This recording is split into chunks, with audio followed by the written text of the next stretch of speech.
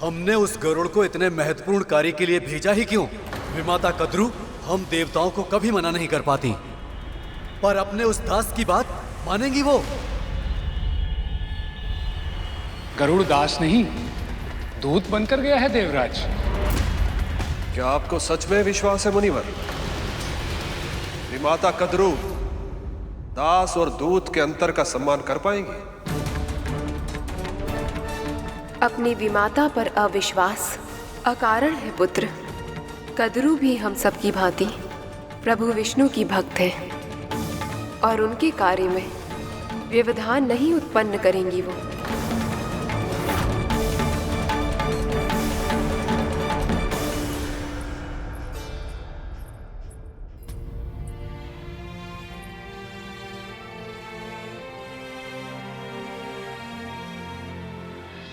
माँ और महारानी जिन बाबा के बारे में बात कर रहे थे, उनसे एक बार मिलना चाहिए मुझे।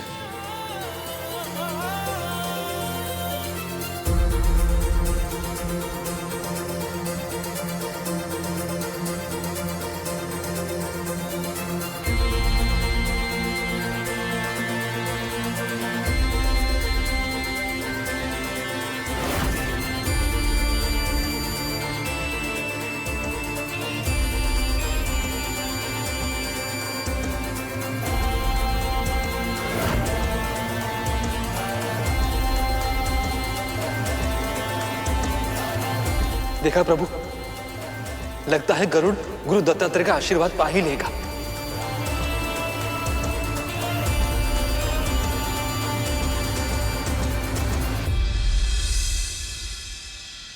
गरुड़, अब विलंब नहीं हो रहा है तुझे?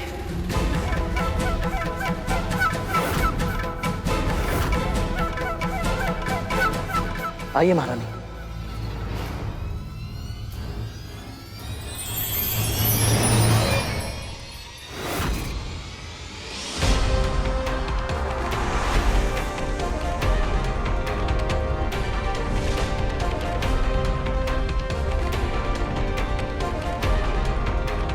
एक बार बाबा से मिल तो लेता गरुड़। गुरु के आशीर्वाद से तुम्हारा एक कार्य सिद्ध हो जाता गरुड़, किंतु व्यर्थ ही तुमने यह अवसर गंवा दिया।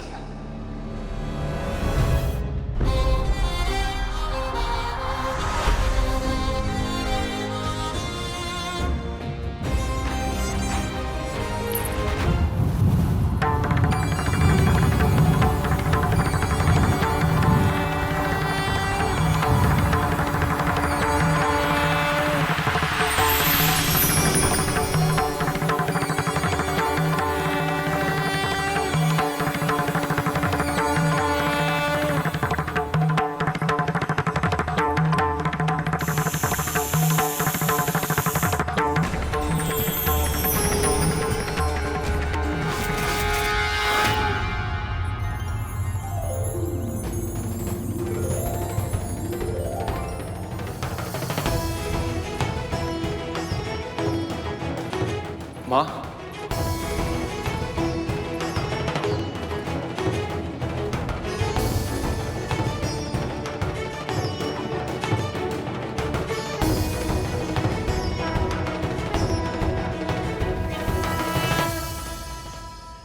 आपके कारण आज जो इस महल में हुआ है, इसके बाद हमें यहाँ शांति नहीं मिल सकती।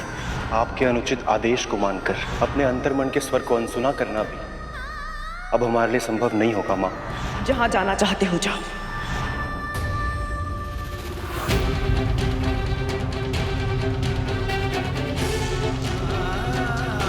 सुखी रहे। माँ, कैसे हैं आप? बस बस, अधिक चिंता जताने की आवश्यकता नहीं है। मैं जानती हूं कि तू कितना चिंतित है अपने परिवार के लिए और अपनी इस मां के लिए। भैया, आपकी विमाता मां विंता के छोटे पुत्र गरुड़ का प्रणाम स्वीकार करें।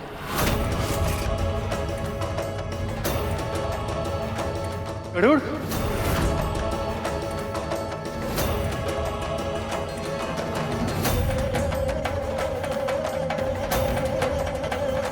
इसे अपने हृदय से तो ऐसे लगा रहा है जैसे ये इसका सगा भाई हो।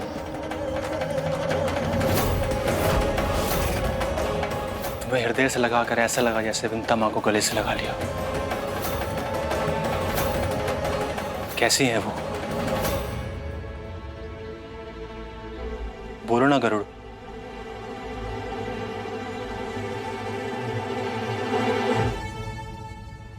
दासत्व का धागा तो माता कद्रू ने गरुड़ को भी अपना दास बना लिया।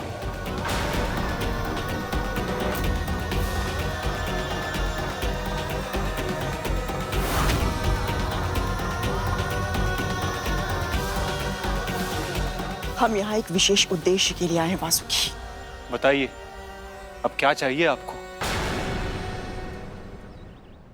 प्रभु विष्णु की इच्छा से क्षीर सागर का मंथन होने जा रहा है भैया, जिसके लिए स्वयं प्रभु कूर्म अवतार लेकर आधार बने, मंदराचल पर्वत से मथनी बनी, और अब समस्त देवों और दानवों की, अदिति माँ की, गुरु बृहस्पति और नारद मुनि की, यहाँ तक कि स्वयं प्रभु विष्णु की भी यही इच्छा है कि आप इस मथनी की डोर बनकर इस कार्य को सफल बनाने में हमारी सहायता करें।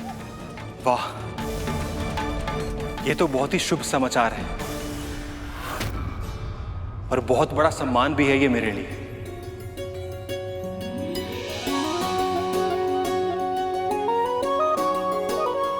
मैं जानता था भैया आप मुझे निराश नहीं करेंगे। चलिए शीघ्र ही चलते हैं। वासुकी, इसके पहले तू इस उद्देश्य के लिए अपने आप को समर्पित कर दे। मैं कुछ क्षण बिताना चाहती हूँ तेरे साथ। कुछ बात करनी है मुझे तुझसे। कहिए, अब क्या कहना चाहती हैं आप? अकेले में।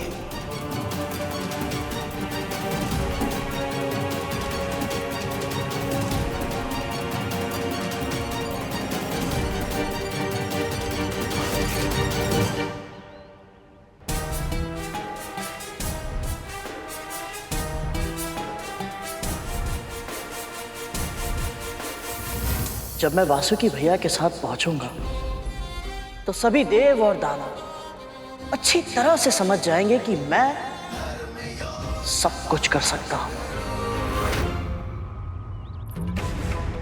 उस गरुड़ के हाथों में दासत्व का बंधन देखकर तूने अपनी मां को ही दोषी मान लिया। तूने ये जानने का प्रयास भी नहीं किया कि तेरी मां को, तेरे भाइयों को उस गरुड़ की वजह से कितना कुछ सहना पड़ा है। धूमल, तेरे अन्य भाई, उनके प्राण में कैसे मृत्यु के मुख से लेकर आई हूं, ये मैं जानती हूं। क्या हुआ था मेरे भाइयों को माँ? अब चिंता करने की आवश्यकता नहीं है। संकट बहुत कठोर था, किंतु मैंने जीवित पुत्रिका का व्रत किया और उनके प्राण बच गए। और अब मैं नहीं जानती कि ये व्रत भविष्य में पर्याप्त होगा भी या नहीं। माँ, ये सब आप क्या कह रही हैं? तू जानता भी है ये मंथन क्यों हो रहा है? गरुड़ ने बताया कि प्रभु विष्णु और माँ लक्ष्मी के मिलन के। ये तो बस उद्देश्य है इस मंथन का, और भी अनेक लाभ है।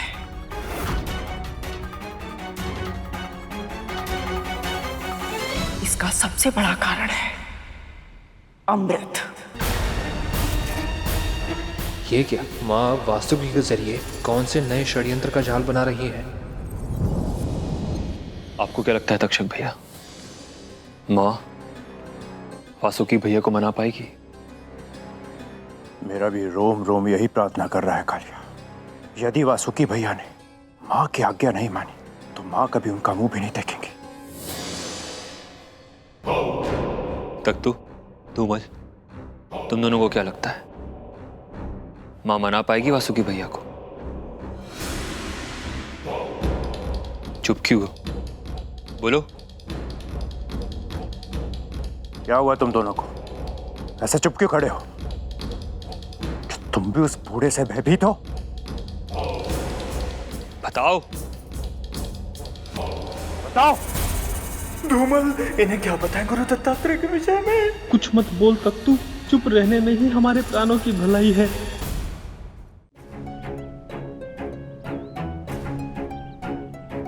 दानवों के पास पहले से ही संजीवनी विद्या है, किंतु अब केवल देवताओं को अमृत प्राप्त ना हो जाए, इसके लिए मंथन में अपना योगदान देना स्वीकार किया उन सबने।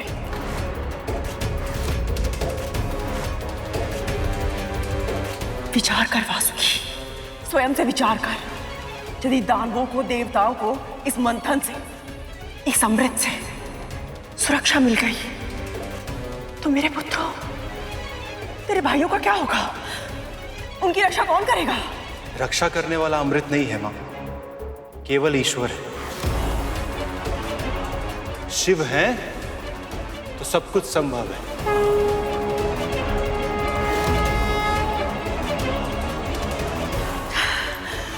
तर्क वितर्क के जाल में फंसाकर अपनी मां की आज्ञा मानने से मना कर रहा है तू। ऐसी आज्ञा मां? तू मानेगा या नहीं? यदि धर्म के विरुद्ध ना हुआ तो अवश्य मानूंगा मां। मां का ऋण चुकाते समय शर्त नहीं लगाते वासुकी। आप बताइए तो सही, क्या आज्ञा है मां?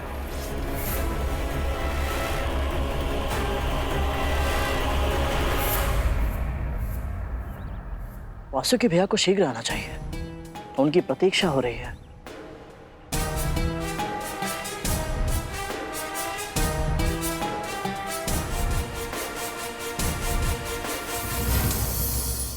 पहले विमाता कद्रू गरुड़ का अहंकार तोड़ेंगी और फिर वो स्वयं पूरा का पूरा टूट जाएगा।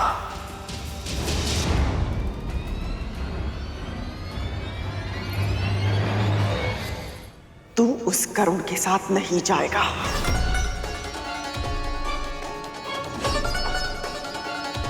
मां, आप मुझे धर्म का कार्य करने से कैसे मना कर सकती हैं? आपको तो गर्व होना चाहिए कि इतने शुभ लक्ष्य की प्राप्ति के लिए आपके पुत्र को चुना गया है। अवश्य होता वासुकी, यदि तुझे सम्मान के साथ आमंत्रित किया जाता। देवताओं को प्रभु विष्णु ने स्वयं आमंत्रित किया। दानवों को बुलाने के लिए स्वयं नारद मुनि दौड़े दौड़े चले गए, किंतु तुझे आमंत्रित करने के लिए किसे भेजा गया? मेरे अपने ही दास को। इससे क्या अंतर पड़ता है मां?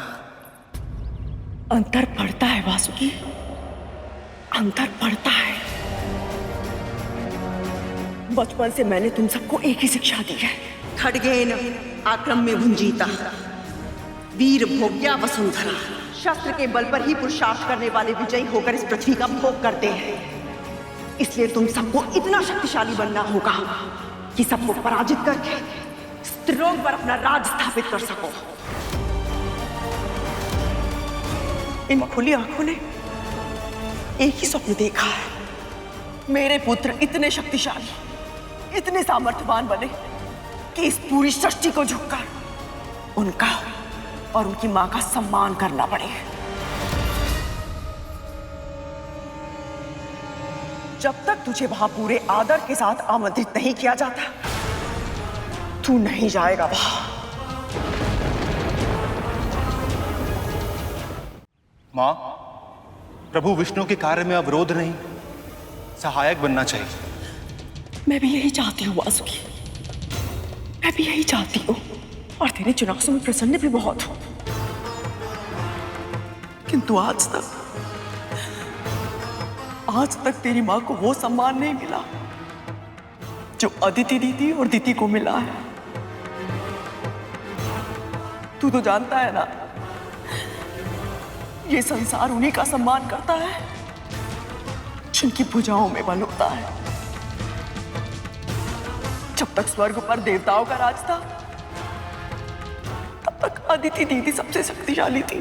देवी अदिति की, देवी अदिति की। और जैसे ही दानवों का राज हुआ, सारी शक्ति दीदी के पास चली गई। राजमाता दीदी की, राजमाता दीदी की। पर अब पहली बार ऐसा अवसर आया है जहां समस्या बहुत बड़ी, उसे सुलझाने का सामर्थ्य केवल मेरे पुत्र में है। उन सभी ने अब तक ना तो केवल इस शक्ति को पहचाना है और ना ही इसके कारण मेरा सम्मान किया है। किंतु अब मैं सबको विवश कर दूंगी। मैं सदैव अदिति दीदी और दीदी के सामने झुकती आई हूं, किंतु अब ये संसार मेरे सामने झुकेगा। तुझे बुलाने के लिए उस दास को भेजकर उन्होंने मेरे नागपुत्रों का अपमान किया है, किंतु अब उन्हें समझाना होगा कि इस अमृत पर मेरे पुत्रों का भी उतना ही अधिकार है जितना उनके पुत्रों का है। और यदि ऐसा नहीं हुआ तो ना तो मेरा पुत्र इस मथनी की डोर बनेगा, ना ही अमृत बाहर आएगा, और ना ही देवी लक्ष्मी। मुझे आश्चर्य हो रहा है कि माँ अपने स्वार्थ के लिए इस सीमा तक जा सकती है।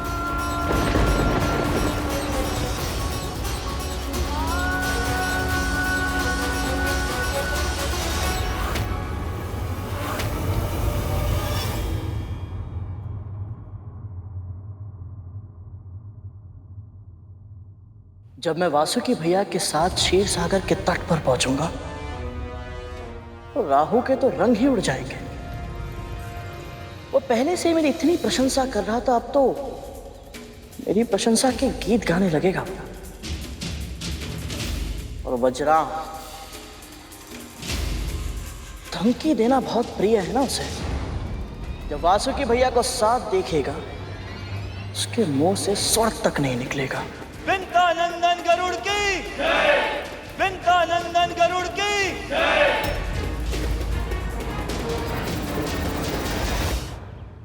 आ गए आप? चलिए, बहुत विलंब हो रहा है, शीघ्र चलते हैं। मैं अकेले ही लौटना होगा गरुड़।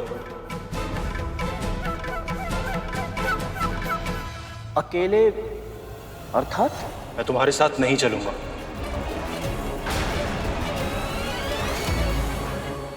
ये कैसे संभव है प्रभु? मैंने कभी सोचा भी नहीं था कि मेरा छोटा भाई वासुकी मां के बहकावे में आ जाएगा। उसने तो गरुड़ के साथ जाने से ही मना कर दिया। संसार में जिसकी कामना होती वह कभी भी आसानी से नहीं मिलता शेष। तुम जिसे अवरोध समझ रहे वो समुद्र मंथन की यात्रा में एक ऐसा पड़ाव बनेगा जिसका स्मरण आने वाले सहस्त्र वर्षों तक रखा जाएगा। वासुकी ने अपनी मां की आज्ञा का पालन करके न केवल उनका मान बढ़ाया बल्कि ऐसी घटनाओं की श्रृंखला का आरंभ किया जिसके दूरगामी परिणामों की कल्पना करना इस समय असंभव है। आप मेरे साथ चलने के लिए मना कर रहे हैं?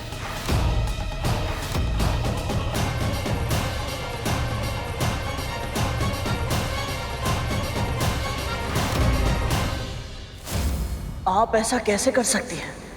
इतनी स्वार्थी कैसे हो सकती हैं आप?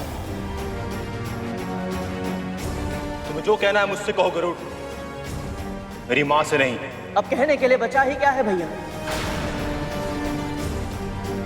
आपने तो अपनी मां के कहने पर धर्म का साथ ही छोड़ दिया। धर्म के बारे में उपदेश देने का अधिकार तुझे किसने दिया?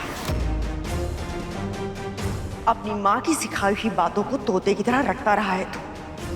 इसके अतिरिक्त धर्म के बारे में जानता ही क्या है? मत भूलना, जिसके बारे में तू बात कर रहा है ना, या जिससे प्रश्न कर रहा है, उसने वर्षों तक महादेव की तपस्या की है। क्या लाभ ऐसी तपस्या का जिससे इतना भी ज्ञान नहीं मिल पाया कि किसकी आज्ञा माननी चाहिए और किसके सुझाव को अस्वीकार करके फेंक देना चाहिए?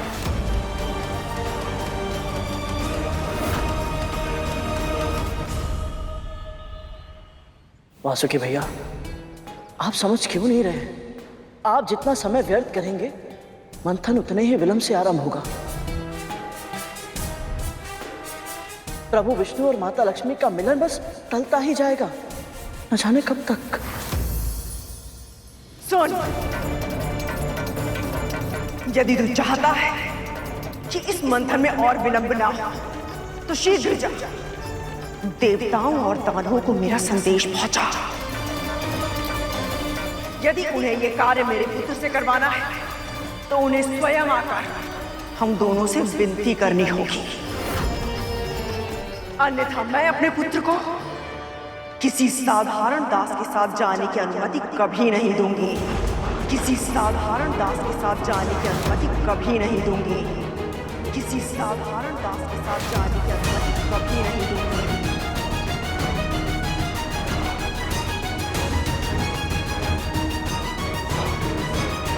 अभी कुछ समय पहले तक मैं आपकी विमाता का छोटा पुत्र था, आपका भाई था जिसे आपने अभी अभी अपने हृदय से लगाया, तो अब मैं एक साधारण दास से अधिक और कुछ नहीं। तुम्हें मेरी माँ की शर्त का पता चल चुका है गरुड़। अब यदि विलंब नहीं चाहते तो समय नष्ट मत करो। जाओ, जाकर देवताओं और दानवों को बुला कर लाओ।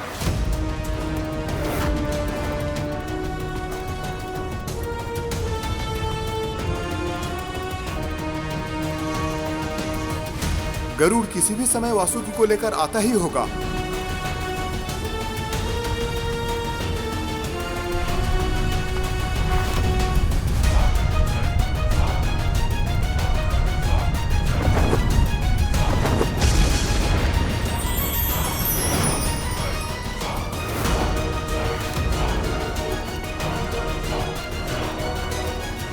अरे अवतार पुरुष, क्या हुआ?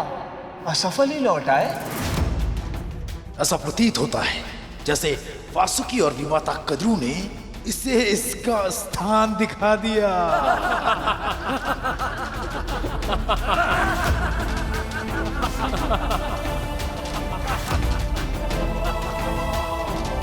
ये बात तो सत्य है गरुड़ कि तुम शक्तिशाली हो, पर केवल शक्ति है तुम्हारे पास और कुछ भी नहीं।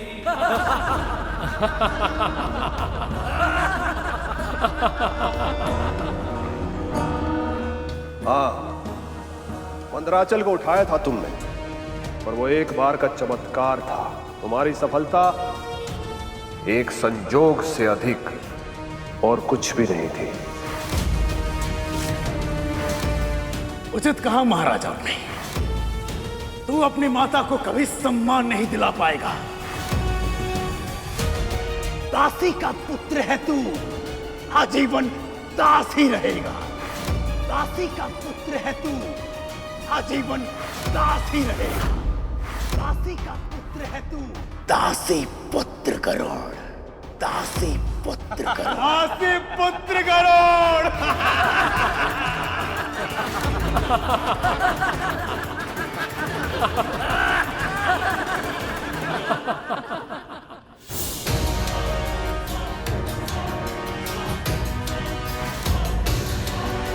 मैं आपको यहां से लिए बिना नहीं जाऊंगा, और यदि आप मेरे साथ नहीं चले तो आपको आपकी इच्छा के विरुद्ध ले जाने के अतिरिक्त मेरे पास और कोई उपाय नहीं बचेगा।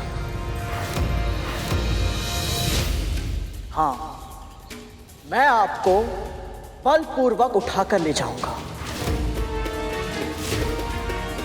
गरुड़ का विरोध बढ़ता ही जा रहा है।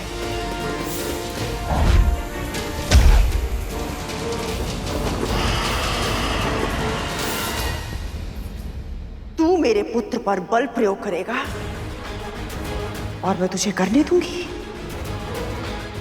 प्रयास करके देखिए।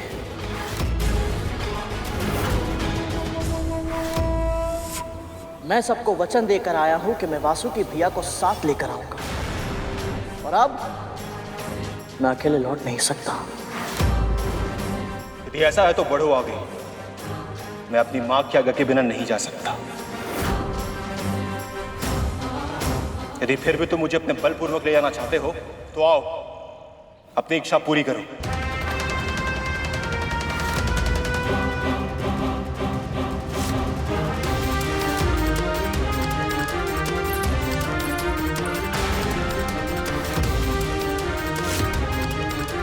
मेरे पुत्र के निकट जाने का प्रयास भी मत करना। दास, चेष्टा कीजिए और रोक कर दिखाइए महारानी।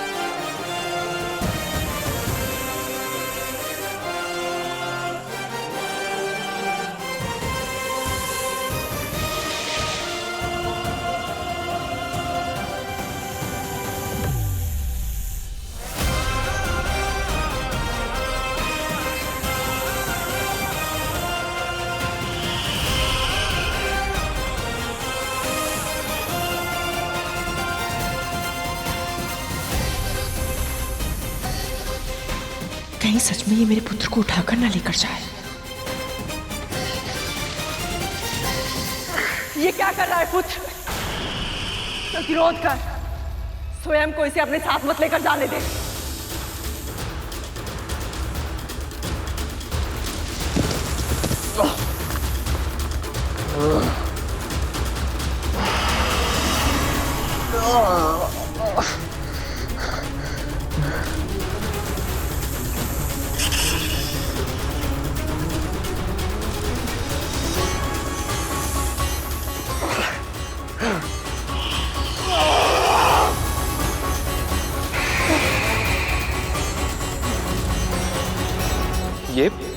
ये कैसे संभव है?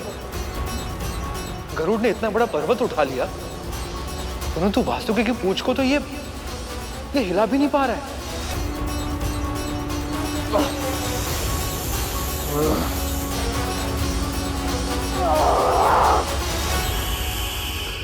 जब गरुड़ ने मंदराचल पर्वत उठाया था, तब उसके हृदय में मैं बसा था,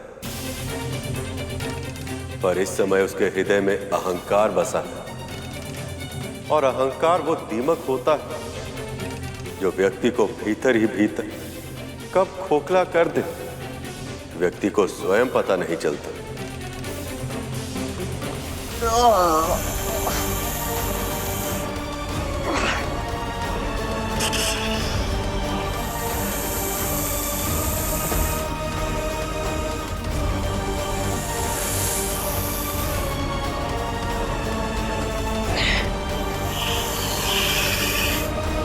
मुझे पहले से ही ज्ञात था कि ये कार्य उस पक्षी से नहीं हो पाएगा। हम सब और कब तक उसकी प्रतीक्षा करेंगे? कुर्म अवतार के रूप में प्रभु विष्णु आधार बनकर कब से मथनी को अपनी पीठ पर लिए हुए हैं। अब हमें और विलंब नहीं करना चाहिए। गरुड़ जिसे लाने गया है वो कोई साधारण डोर नहीं है, वो स्वयं वासुकी है, और उसे यहाँ तक ले आ पाना सरल नहीं होगा। आपने बिल्कुल सही कहा विमाता, ये कार्य बहुत कठिन है। वासुकी को यहां तक लाने के लिए अथाह बल की आवश्यकता ही नहीं, बुद्धि, चतुरता और व्यवहारिक कुशलता के प्रयोग की भी आवश्यकता है, और ये ज्ञान उसके पास है ही नहीं। ये बात राहु को समझाइए असुरराज, क्योंकि राहु ने ही गरुड़ के आत्मविश्वास को बढ़ावा दिया है, ये बोल बोल कर कि ये अवतार पुरुष कुछ भी कर सकता है। जब वो वासुकी को लेने जा रहा था तब तुम सबको कोई शंका नहीं थी, पर अब जब विलंब हो रहा है तो उसके जाने का दोष किसी असुर के माथे मढ़ने का प्रयत्न कर रहे हो तुम।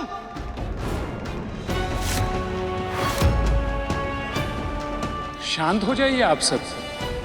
अब तक गरुड़ वापस क्यों नहीं लौटा? इस पर विचार विमर्श और तर्क वितर्क करने के स्थान पर हम सबको वहां जाना चाहिए और विलंब के कारण का पता लगाना चाहिए।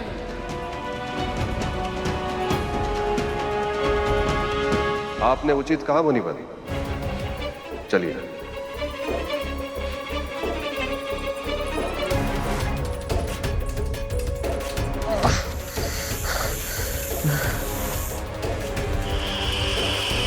ये कैसे संभव है?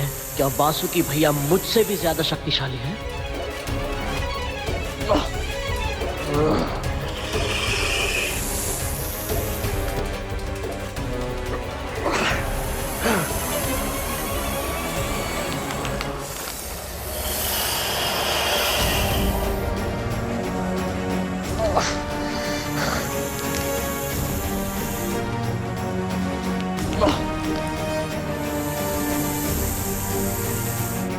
तेरी माँ को भी इस समय यहाँ होना चाहिए था गरुड़।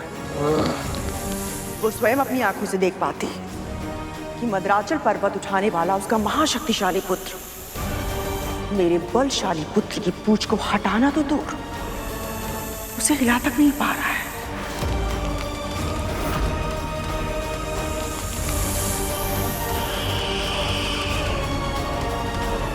मैं कब से प्रयत्न कर रहा हूं, लेकिन अपना आकार बड़ा क्यों नहीं कर पा रहा हूं मैं?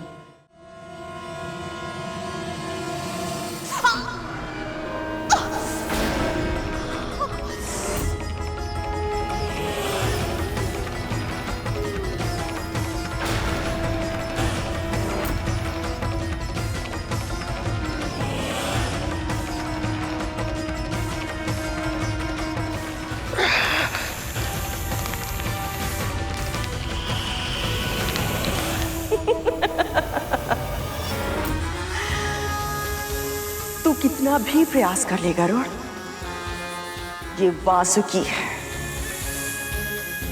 मेरा पुत्र वासुकी।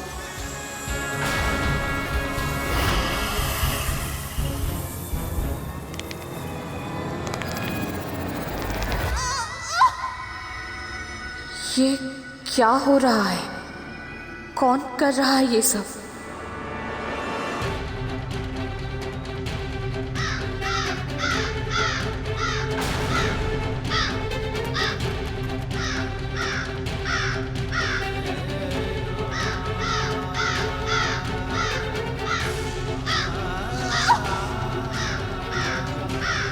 बहुत पीड़ा हो रही है।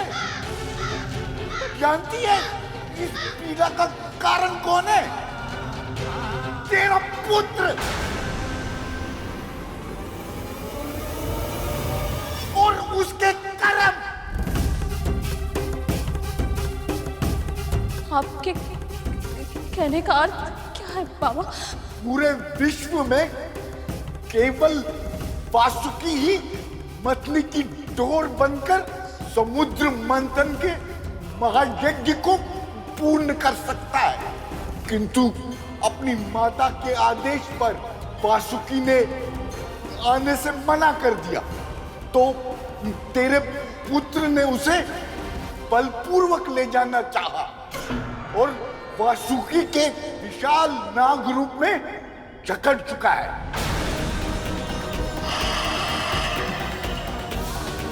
तेरे पुत्र को भ्रम है कि उसको वासुकी ने जकड़ रखा है। वास्तव में उसे उसके अहंकार ने पकड़ रखा है।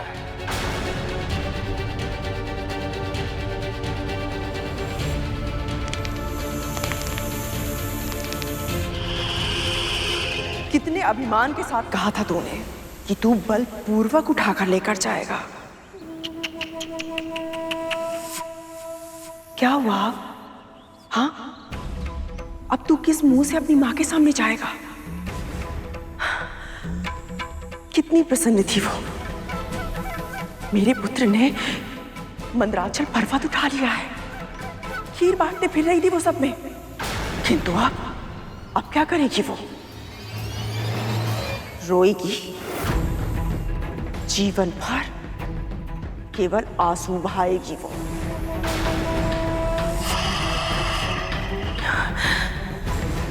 मेरा पुत्र प्रभु विष्णु का कार्य करने में असफल रहा। क्यों गरुड़, क्यों? इस कलंक के साथ कैसे जी पाएगी वो? मैंने तो मंदराचल पर्वत को भी उठा लिया था, जिसे देव और असुर मिलकर हिला तक नहीं पाए, तो मैं वासुकी भैया के बंधन से निकल क्यों नहीं पा रहा हूं?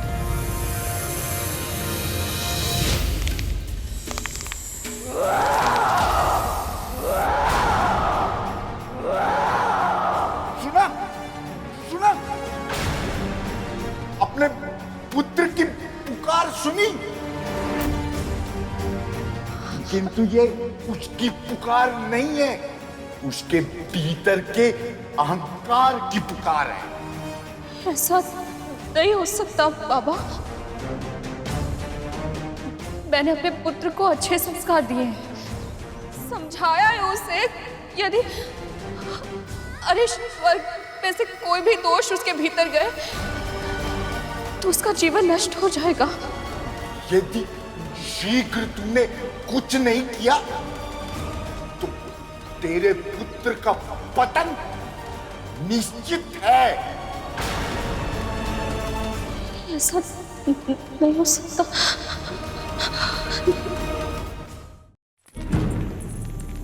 गरुड़ पुत्र,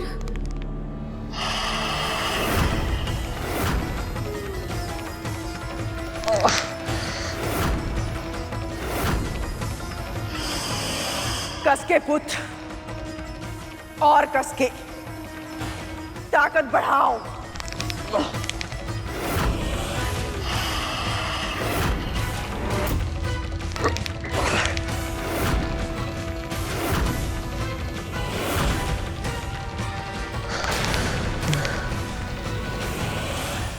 मैं जानती हूँ बाबा,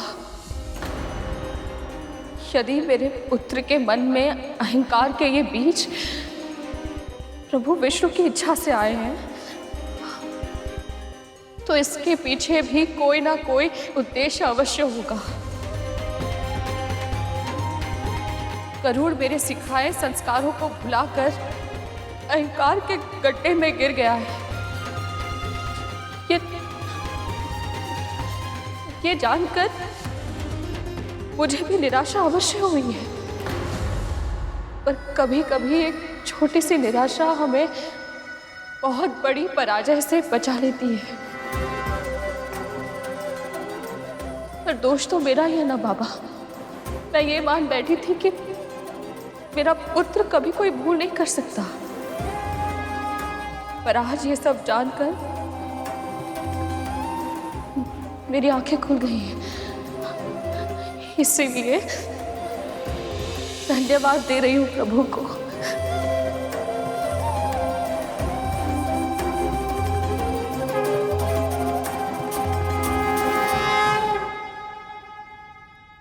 अद्भुत है इनका विश्वास, अद्भुत है इनकी भक्ति।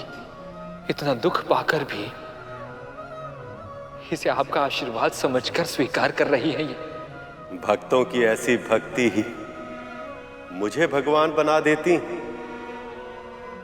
जिस पुत्र की देवी विंता जैसी मां हो, बुराई भले ही उसको छू ले, पर उसके हृदय में स्थान नहीं बना सकती।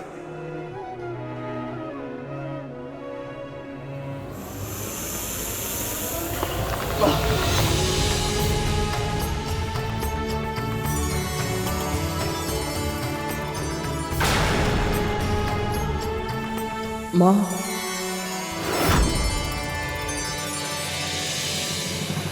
अहंकार पतन का कारण होता है। अपने चारों ओर देखकर कुछ वृक्ष अहंकार से तने खड़े हैं, किंतु कुछ वृक्ष स्वाभिमान और विनम्रता का संतुलन स्थापित कर वायु के साथ झूल रहे हैं। जब आंधी आएगी तो तने हुए शीश वाले वृक्ष धूल में मिल जाएंगे, परंतु अपने लचीलेपन के कारण विनम्र वृक्ष वायु के वेग के साथ झुक जाएंगे और आंधी बीत जाने पर फिर से खड़े हो जाएंगे। मंदराचल पर्वत को भले ही मैं यहाँ पर उठा कर लाया, परंतु इसे मथना तो देवता और दानवों को ही है, और यदि आप मेरे साथ नहीं चले, मैं आपको बलपूर्वक उठा कर ले जाऊंगा। मुझे क्षमा कर दीजिए मां, मैं आपके दिए संस्कारों को भूल गया।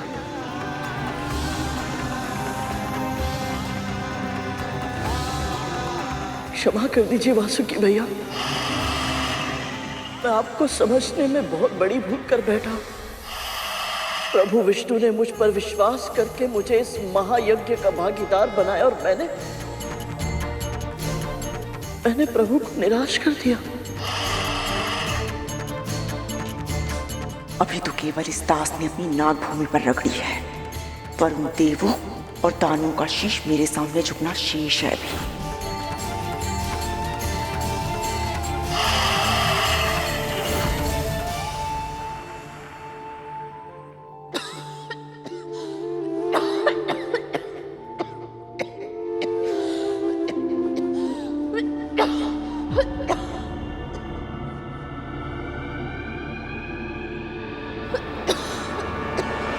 देख क्या रही हैं? आप इतना खास रही थी कि हम दोनों चैन से विश्राम भी नहीं कर पा रहे थे। अब चुपचाप ये जल लीजिए और पीजिए, ताकि आपका कर्कश स्वर बंद हो सके और हमारे कानों को आराम मिल सके। लीजिए, पी लीजिए।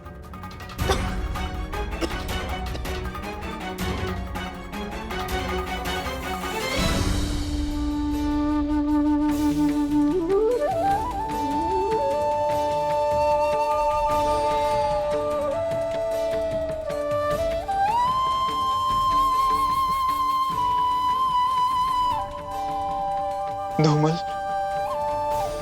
अब मुझे पता लगा ये गरुड़ आसमान में इतना ऊंचा क्यों उड़ लेता है। हाँ तक तो किसी के लिए कुछ अच्छा कार्य करके, परोपकार करके कितना हल्का हल्का अनुभव होता है। हाँ, और गरुड़ तो सबके लिए ही अच्छा सोचता है और सबके लिए अच्छा करता भी है। अच्छा है ना कि गुरु दत्तात्रेय स्वयं यहाँ आए हैं। उनके यहाँ आने के कारण ही हमें इतना अच्छा अनुभव हो पाया है। सचमुच अद्भुत है।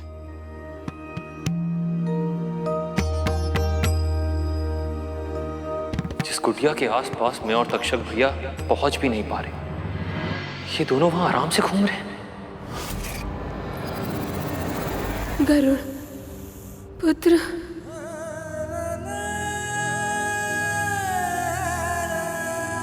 मैं अपना उत्तरदायित्व निभाने में असफल रहा, मुझे क्षमा कर दीजिए। प्रायश्चित के इन आंसुओं ने तुम्हारे अहंकार को धो दिया है गरुड़। हे नागश्रेष्ठ, आपने गरुड़ का अहंकार तोड़कर उसे सीख दे दी है। अब कृपा करके इसे छोड़ दें और हमारे साथ चलें। वासुकी चाहें तो भी हमारे साथ नहीं चल पाएंगे। गरुड़ ने इन्हें अपने साथ ऐसे उलझा लिया है कि वो स्वयं अपनी गांठें नहीं खोल पा रही हैं। इन्हें सहायता की आवश्यकता है।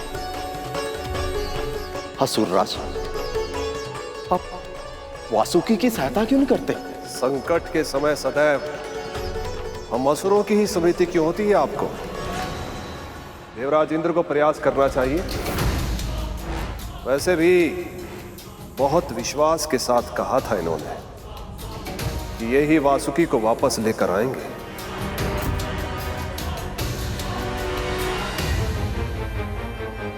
ये घोषणा तो आप असुरों ने भी की थी असुरराज। आप ही ने तो कहा था कि वासुकी भी आपकी तरह शिव भक्त है और आप ही उन्हें लेने जाएंगे। पुत्र शांत हो जाओ। तुम्हारे सुलझाने से समस्या नहीं सुलझेगी।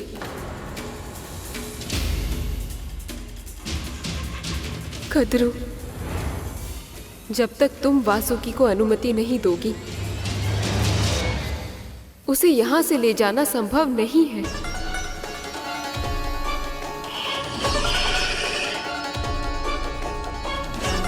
मैं जानती हूँ दीदी, आप सभी को यही लग रहा है ना कि मैं प्रभु विष्णु के कार्य में अवरोध उत्पन्न कर रही हूँ, किंतु ऐसा नहीं, मेरा विश्वास कीजिए। मेरे लिए तो सौभाग्य की बात है कि मेरे पुत्र को इतने महान यज्ञ में योगदान करने का अवसर मिल रहा है।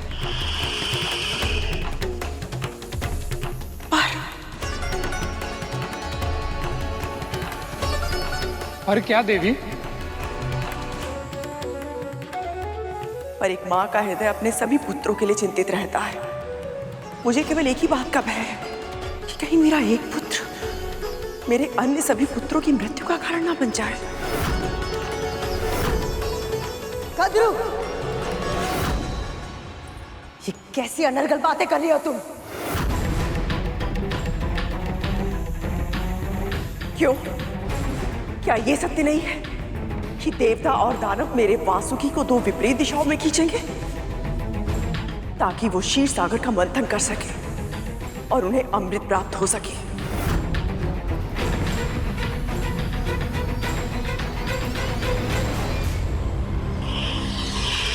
दानवों के पास पहले से ही संजीवनी विद्या है, फिर भी वो अमृत प्राप्त करने के लिए मंथन में भागीदार बन गए ताकि केवल देवता मृत्यु पर जीत पाकर अमर ना हो जाए।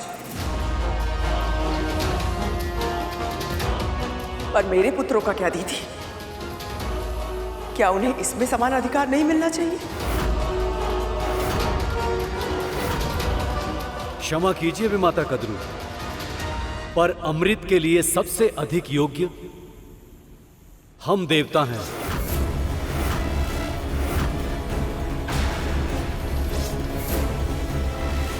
संजीवनी विद्या हमारे गुरुदेव की तपस्या का फल है, पर इसका अर्थ यह नहीं है कि हम अमृत पर अपना अधिकार छोड़ दें।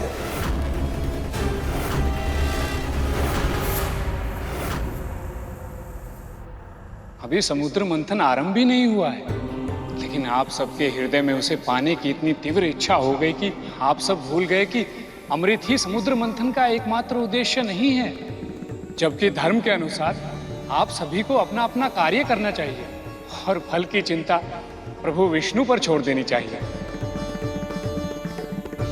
आप सब जानते हैं प्रभु किसी के साथ अन्याय नहीं होने देंगे। सबको उनके कर्मों के अनुसार फल अवश्य मिलेगा। सुना तुमने कद्रू? हो गया तुम्हारा मन शांत? क्या हुआ? अब शांत क्यों? कुछ कहते क्यों नहीं? नहीं, क्या चाहती हो तुम? हम सब तुम्हारे सामने हाथ जोड़े, तुम्हारी आरती उतारे? आरती करने की आवश्यकता नहीं है दीदी, किंतु हाँ, मेरे पुत्रों के लिए समान सम्मान की आवश्यकता अवश्य है, जो देवताओं ने दानवों को दिया था।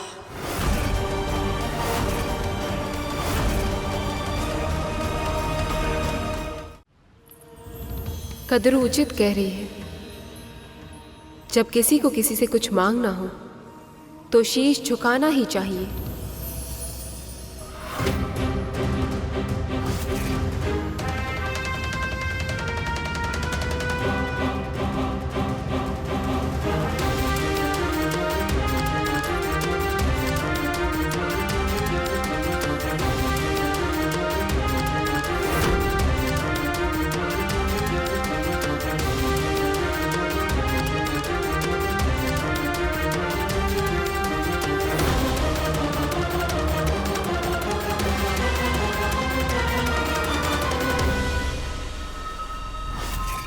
यही तो मैं चाहती थी कि गरुड़ और सभी देवता असुर मेरे और मेरे पुत्र के सामने शीश झुकाएं। अब समुद्र मंथन में मेरे पुत्र भी सहभागी होंगे और अमृत पर भी उनका अधिकार होगा।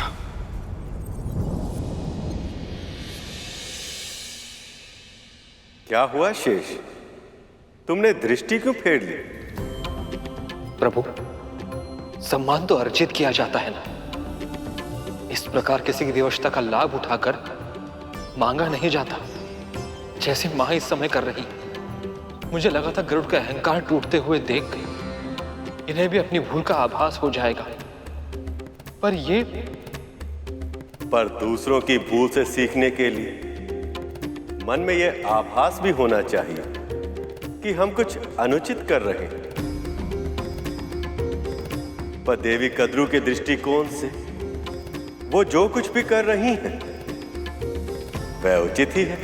प्रभु, तो फिर मैं ये आशा करता हूं कि गरुड़ की तरह इन्हें भी अपनी भूल का आभास हो जाए। मैं तुझे अनुमति देती हूँ पुत्र, गरुड़ को छोड़ दे और जा इनके साथ। मेरा आशीर्वाद सदैव तेरे साथ है।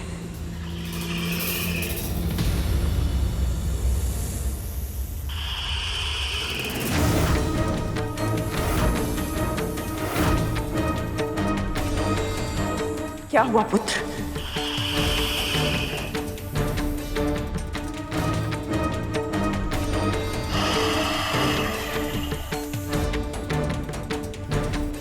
मैं गांठ छुड़ाने में तेरी सहायता करती हूँ।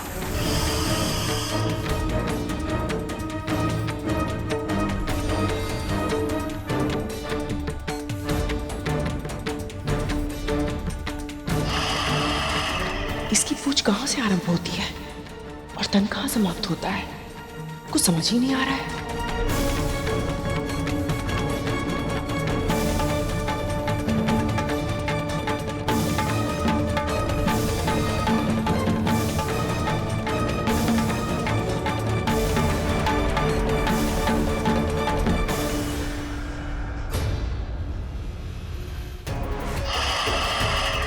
करुण को कष्ट पाते देखकर मैं इतना खो गई थी कि मुझे आभास ही नहीं हुआ कि इस पूरी प्रक्रिया में मेरे पुत्र को कितना कष्ट हो रहा होगा।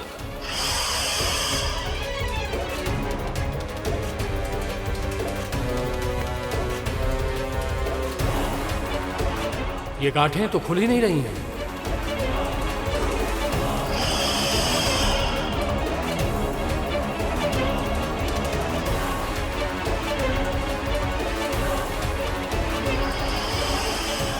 अब क्या होगा भ्राताश्री? जानते हो सत्य क्या है शेष? वासुकी को इस स्थिति में गरुड़ ने नहीं, उसकी अपनी मां ने पहुंचाया। जब माता पिता बहुत महत्वाकांक्षी हो जाते हैं तो कभी कभी अपने संतानों के जीवन को अपनी इच्छाओं के जाल से उलझा देते हैं। फिर चाहे वो कितना भी प्रयत्न क्यों ना कर ले, उनकी उलझनों को सुलझा नहीं पाते।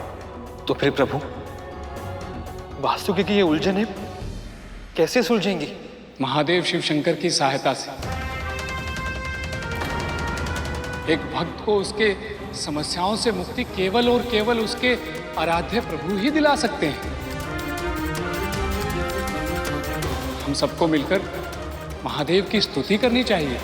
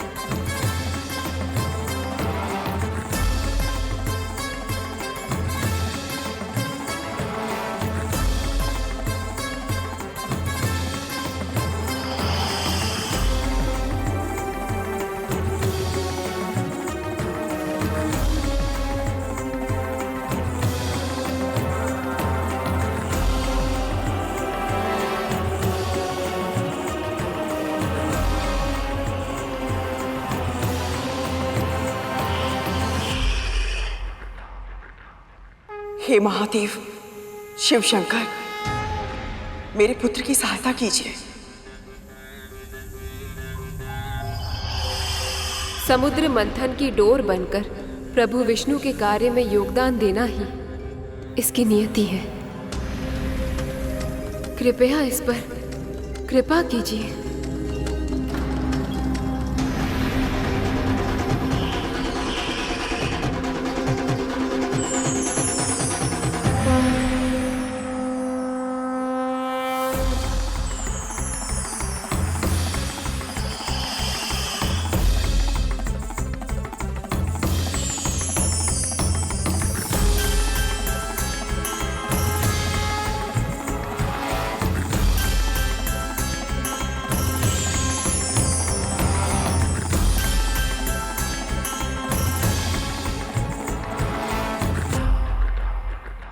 मेरा प्रणाम स्वीकार कीजिए महादेव। मैं तुम्हारी तपस्या से अत्यंत प्रसन्न हूं वासुकी। मैं तुम्हें वरदान देता हूं, समुद्र मंथन पूर्ण होने के उपरांत तुम मेरे पास लौट आओगे।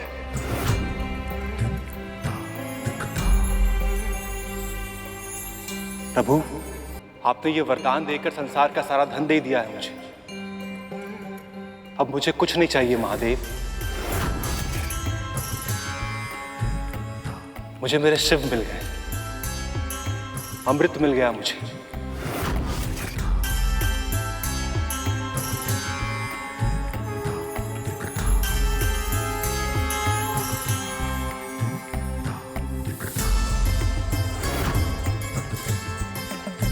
सृष्टि का विधान कितना विशाल, कितना विराट है और कितना तुच्छ हूं मैं, फिर भी मेरे भीतर अहंकार समा गया था। हे प्रभु, मुझे आशीर्वाद दीजिए कि मैं इस क्षण को कभी ना भूलूं और अहंकार के जाल में फिर कभी ना फंसूं।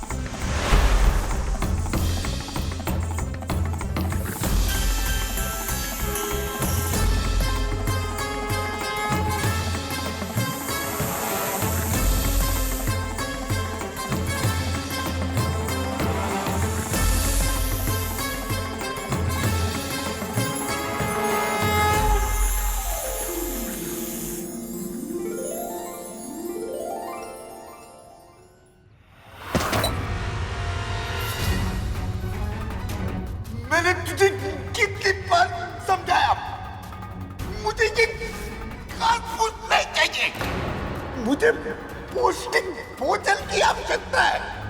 तेरी समझ में नहीं आता, क्या तू जानबूझकर मुझे प्रताड़ित करती है?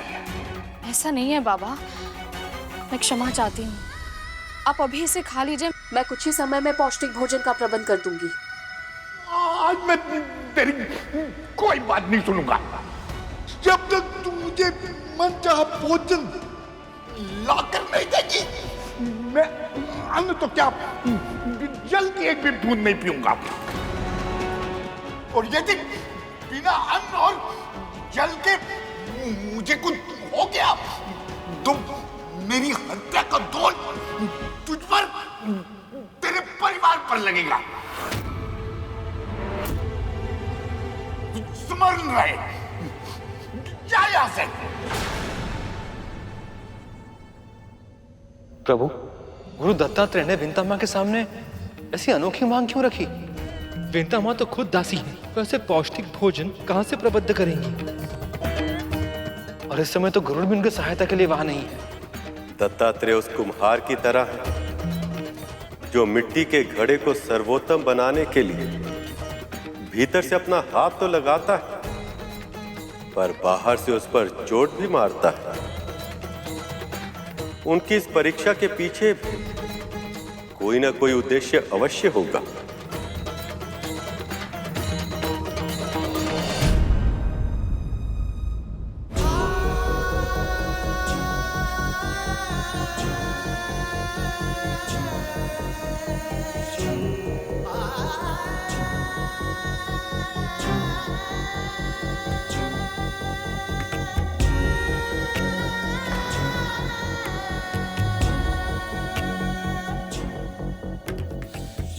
मुझे क्षमा कर दीजिए प्रभु, अहंकार में आकर मुझसे बहुत बड़ी भूल हो गई।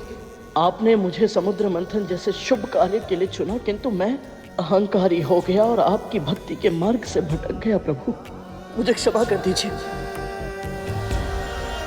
यदि हम भूल से शिक्षा ले लें तो वो भूल नहीं रहती, वरदान बन जाती है गरुड़। प्रभु, आपकी सेवा का एक और अवसर दे दीजिए मुझे। अवसर आपदा से उत्पन्न होता है, और इस समय देवता और दानव दोनों ही एक अनोखी आपदा में फंस गए। कैसी आपदा प्रभु? हर बार आपकी इच्छा का सम्मान करना हमारे लिए संभव नहीं है असुरराज। हम असुरों के लिए भी ये संभव नहीं है कि हम देवताओं की हर इच्छा को सहर्ष स्वीकार कर लें। आप समझने का प्रयास क्यों नहीं कर रहे महाराज बलि? हम दोनों दलों में से कोई एक दल ही वासुकी को उसके मुख की ओर से खींच सकता है और दूसरे दल को उसकी पूंछ की ओर जाना ही होगा। और ये अपेक्षा हमसे क्यों देवराज इंद्र? ये तो तर्क शक्ति पे तय होना चाहिए कि कौन सा दल वासुकी के मुंह की ओर होगा और कौन सा दल उसकी पूंछ की ओर। तो फिर यही सही। यदि तर्क की बात करें तो हमारी मां अदिति आयु में और पद में दोनों में आपकी मां अदिति से बड़ी हैं। इसलिए चुनाव का पहला अधिकार हम देवताओं का ही होना चाहिए। क्षमा करें महाराज, पर ये देवता भूल रहे हैं कि हम असुर इन्हें युद्ध में पराजित कर चुके हैं अनेक बार, और पराजितों को ना तो चुनाव का अधिकार होता है और ना ही अपनी इच्छा व्यक्त करने का। इसलिए देवराज इंद्र स्वर्ग के अधिपति होने के नाते इस चुनाव का अधिकार यदि किसी को है तो वो है केवल और केवल असुर सम्राट बलि को।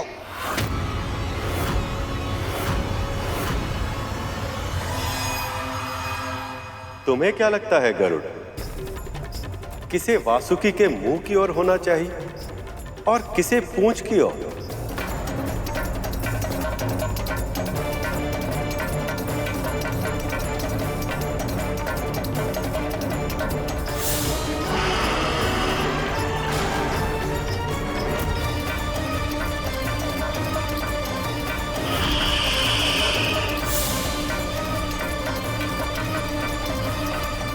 प्रभु मैं अधिक तो नहीं जानता, परंतु जितना मैंने देखा है, समझा है, मुझे यही लगता है कि जो भी वासुकी भैया के मुंह की ओर होगा उसे 2 गुनी समस्या का सामना करना होगा, 2 गुना श्रम करना होगा। एक तो पहले से ही वासुकी भैया को खींचना बहुत ही कठिन है और ऊपर से उनके मुंह से विषैली पुकारें निकलेगी। असुर पूजा पाठ तपस्या अनुष्ठान अवश्य करते हैं, परंतु केवल अपने स्वार्थ के लिए, और देव स्वयं के साथ साथ समाज कल्याण का भी विचार करते हैं। इसीलिए न्याय तो यही होगा प्रभु, जो अच्छाई के साथ हो उनके साथ अच्छा हो, और जो बुराई का समर्थन करे उनके साथ बुरा। मैं तुमसे सहमत हूं गरुड़। अब देवता और दानवों के साथ भी ऐसा ही हो, इसका दायित्व मैं तुम्हें सौंपता हूं।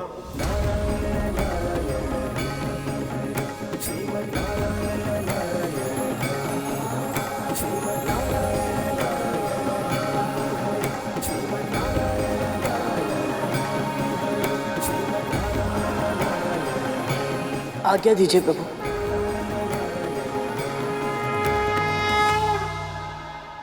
वासुकी भैया की तपस्या सफल हुई मां, और उनके कारण आपको महादेव के दर्शन करने का सौभाग्य प्राप्त हुआ।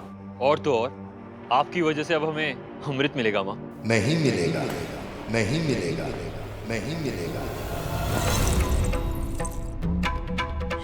ये किसने कहा? कौन बोला?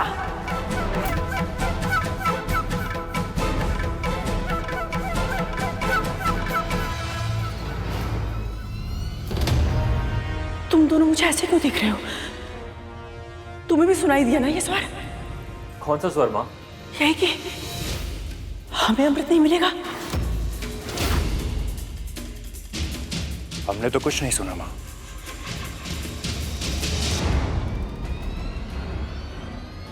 तो मुझे ऐसा क्यों लगा? क्योंकि तेरा मन जानता है यही सत्य है, क्योंकि तेरा मन जानता है यही सत्य है, क्योंकि तेरा मन जानता है यही सत्य है। मुझे ऐसा लगा कि जैसे ये उस बुढ़े का स्वर है, किंतु ये कैसे संभव है? आप उस बुड्ढे को अधिक महत्व दे रही हैं मां। है ही कौन वो? एक साधारण सा भिखारी और कुछ नहीं। हाँ माँ, वो बुढ़ा तो चल फिर भी नहीं सकता। जल और अन्न के लिए तो एक दासी पे निर्भर है। उसे क्या पता कि अमृत क्या है और किसे मिलेगा। माँ, तक्षक और कालिया भैया को कैसे बताऊं कि वो कोई साधारण मनुष्य नहीं है। मैं भी वही सोच रहा था। तक तो वो तो दत्तात्रेय, गुरु दत्तात्रेय, वो जो कहते हैं वो अवश्य सत्य होगा।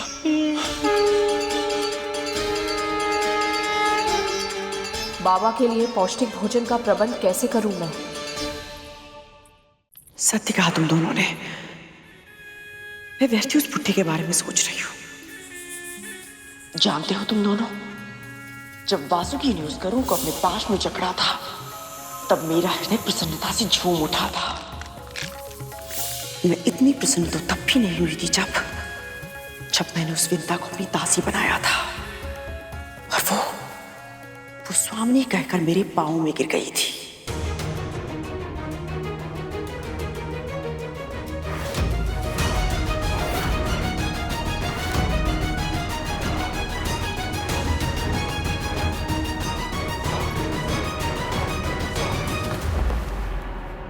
दया कीजिए महारानी, कृपा कीजिए। यदि आज आपने मेरी सहायता नहीं की तो मेरे कुटुंब पर जीव हत्या का दोष लग जाएगा।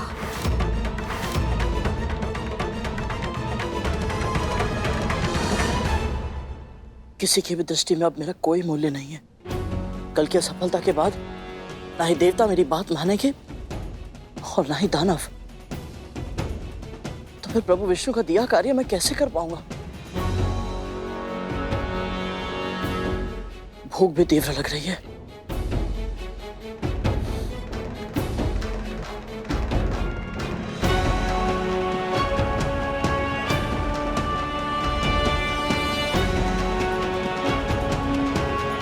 यदि स्वयं प्रभु विष्णु मेरे स्थान पर होते तो वो क्या करते? अब सही दिशा में सोच रहे हो तो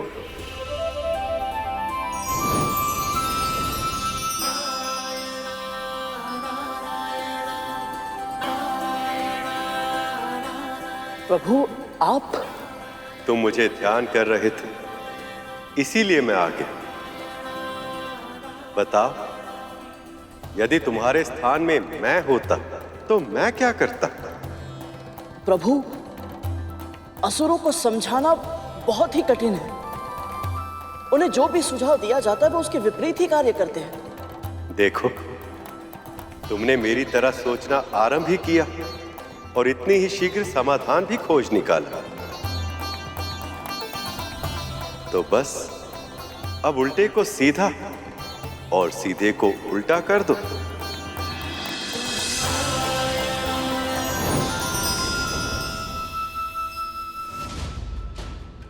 उल्टे को सीधा और सीधे को उल्टा?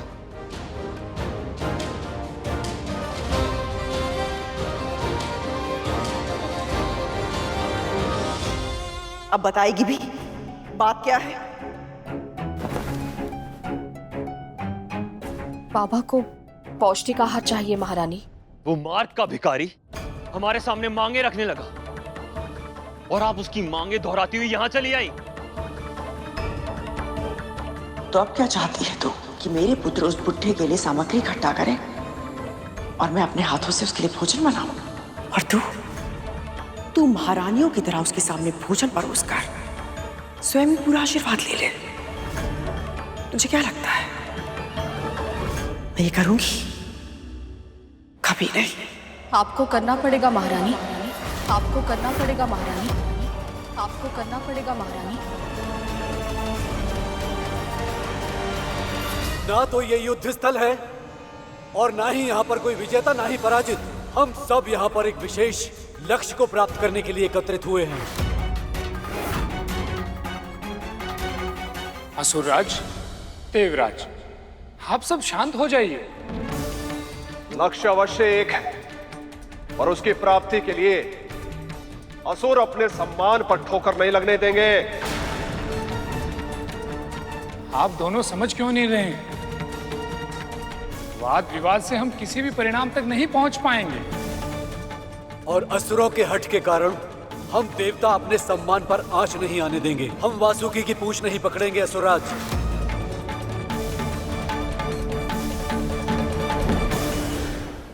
उन्होंने कहा है यदि आज उन्हें पौष्टिक आहार नहीं मिला तो वो अन्न जल त्याग देंगे, और यदि ऐसा हुआ तो उनका वृद्ध तन ये सहन नहीं कर पाएगा, और सहन नहीं कर पाएगा तो मर जाएगा। ये समस्या मेरी नहीं है विंदा। है महारानी, ये आपकी भी समस्या है। एक दासी की कोई व्यक्तिगत पहचान नहीं होती महारानी। जिस दिन मैं आपकी दासी बनी उसी दिन से मुझसे मेरा व्यक्तित्व छीन गया। मैं केवल आपकी प्रतिनिधि हूं और कुछ नहीं।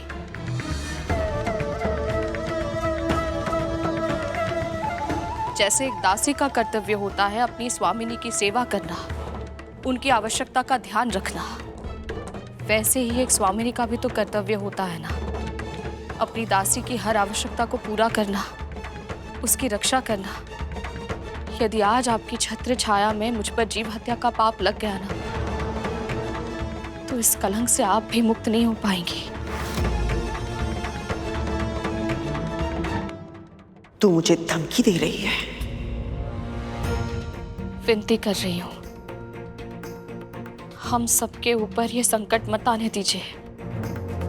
पहले ही मेरा गरुड़ और आपका वासुकी एक ऐसे कार्य के लिए गए हैं जिसमें कब क्या होगा कोई नहीं जानता। यदि हमारी एक भूल के कारण उन पर कोई आंच आ गई तो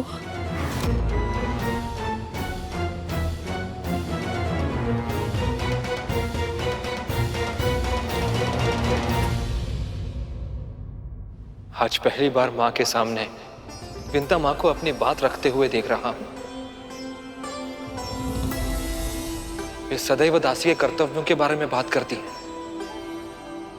परंतु दासी के अधिकारों के बारे में कभी बात नहीं करती। ये दत्तात्रेय के शुभ साथ का प्रभाव है शेष।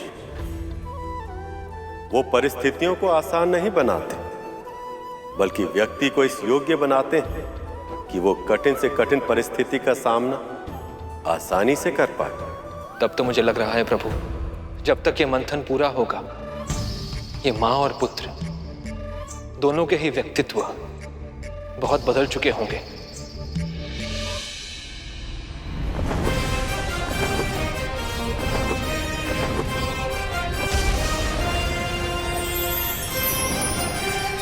देवराज असुरराज, आप दोनों का कहना अपने अपने पक्ष की दृष्टि से उचित है, परंतु इस समस्या का कोई ना कोई समाधान तो हमें निकालना ही होगा।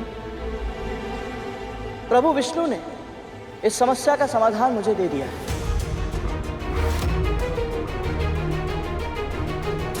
क्या समाधान दिया प्रभु ने? प्रभु का सुझाव यही है कि देवताओं को ही वासुकी भैया के मुंह की ओर रहना चाहिए।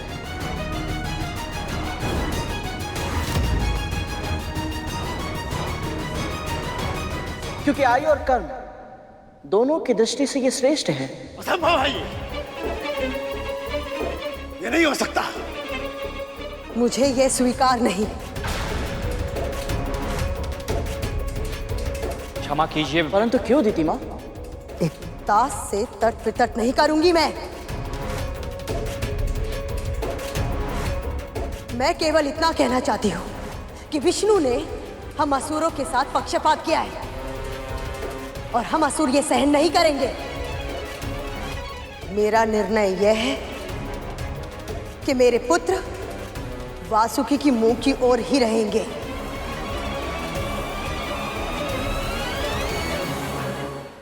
और अगर देवताओं को इसमें कोई आपत्ति है तो फिर हम असुर इस मंथन में भाग नहीं लेंगे।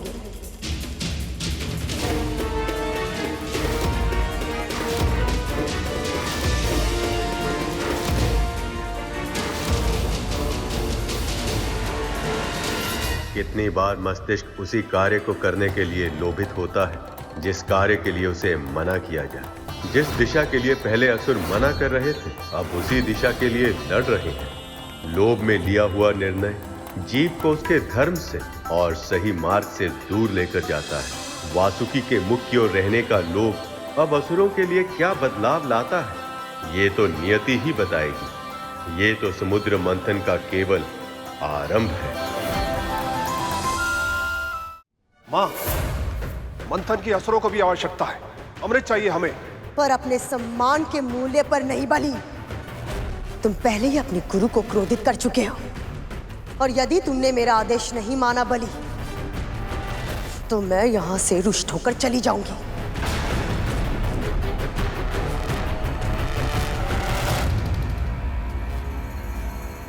दीति मां का निर्णय प्रभु विष्णु की इच्छा के बिल्कुल विरुद्ध है और देवताओं के हित में भी नहीं है। परंतु एक मां का मन रुष्ट और दुखी हो, ये तो स्वयं प्रभु विष्णु भी नहीं चाहेंगे। इसीलिए प्रभु का दूत होने के नाते मैं देवताओं से आग्रह करता हूं, आप कृपा असुरों को ही वासुकी भैया के मुंह की ओर वाला सिरा थामने दें।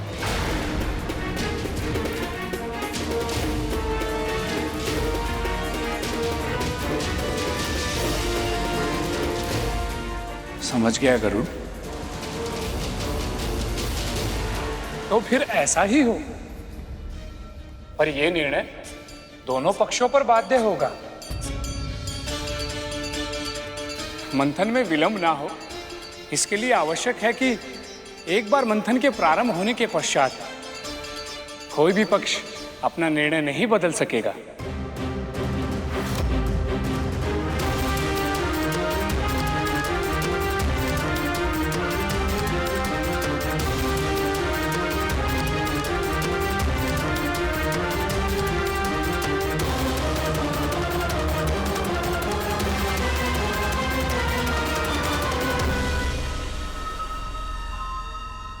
हमें स्वीकार है।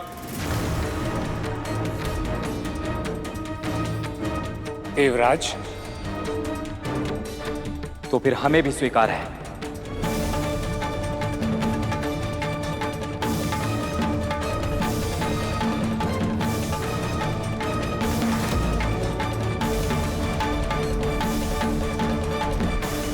गरुड़ ने आज जिस सूझबूझ और चतुराई का परिचय दिया है, उससे स्पष्ट है कि ये छोटे छोटे कार्य तो बस इसके प्रशिक्षण प्राप्त करने का साधन मात्र है। इसकी नियति में तो कुछ बड़ा ही है, कुछ बहुत ही अधिक महत्वपूर्ण।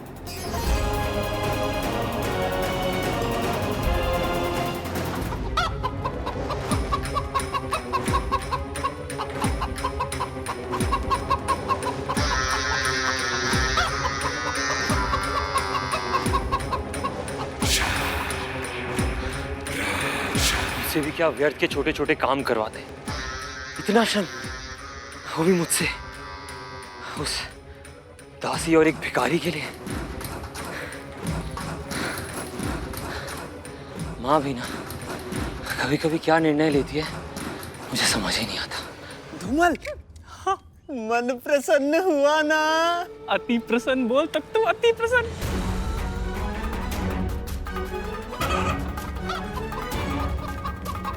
आज गुरु दत्तात्रेय के कारण कालिया भैया को भी श्रम करते हुए देखने का सौभाग्य मिला है।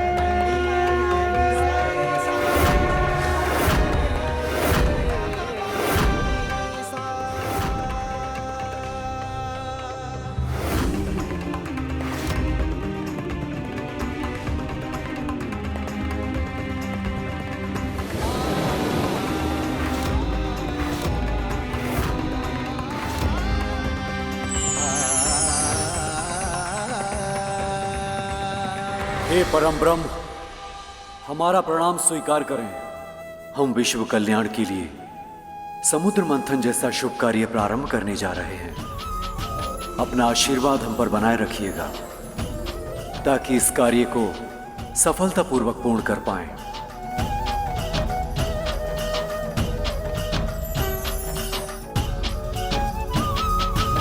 मुझे पूर्ण विश्वास है प्रभु कि सभी देवता और असुर ये समुद्र मंथन मात्र अमृत के लिए कर रहे हैं, किंतु मेरी बस एक ही प्रार्थना है कि माता लक्ष्मी का विष्णु जी से जल्द मिलन हो और दोनों की पीड़ा का अंत हो।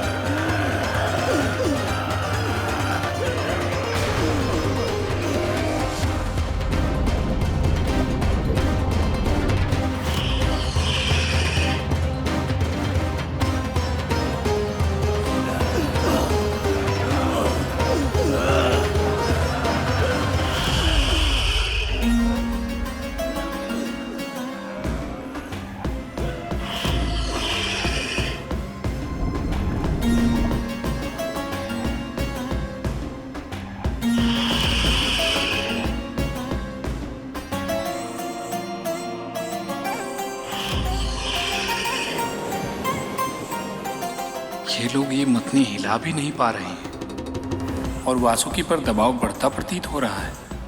इसका स्वास्थ्य ठीक नहीं लग रहा है।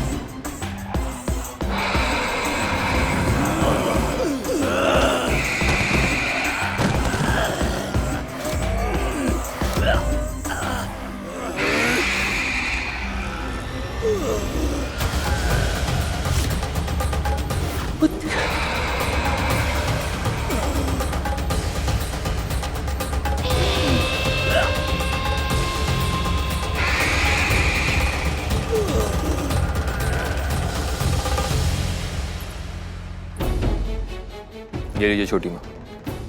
नारायण तुम पर कृपा करें। हे प्रभु, बाबा के लिए आहार का प्रबंध इतनी शीघ्र करने के लिए आपका बहुत बहुत धन्यवाद। धन्यवाद करना ही है तो मेरी माँ का कीजिए। अगर उनका आदेश नहीं होता तो मैं आपके लिए इतना श्रम कभी नहीं करता। अब लीजिए।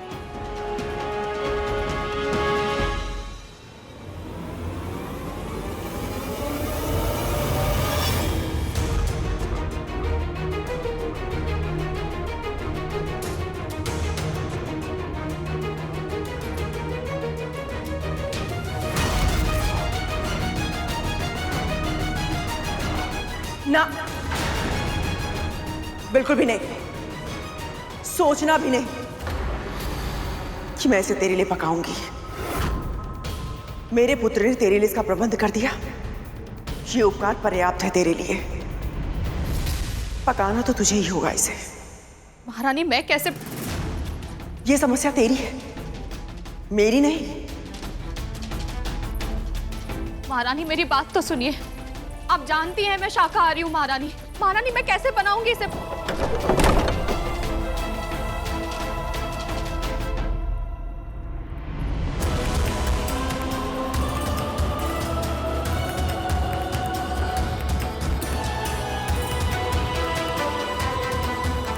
बाबा भूखे होंगे पर मैं ये कैसे?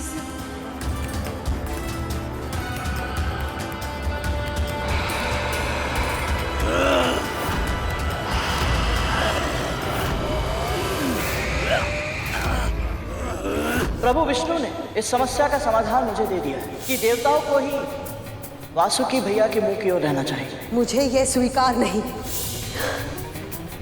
मेरे पुत्र के साथ यह अनुचित हो रहा है। असुरों ने स्वयं ये चुनाव किया था और आपने भी सहमति दी थी। अब आप अपना निर्णय नहीं बदल सकती दीदी माँ।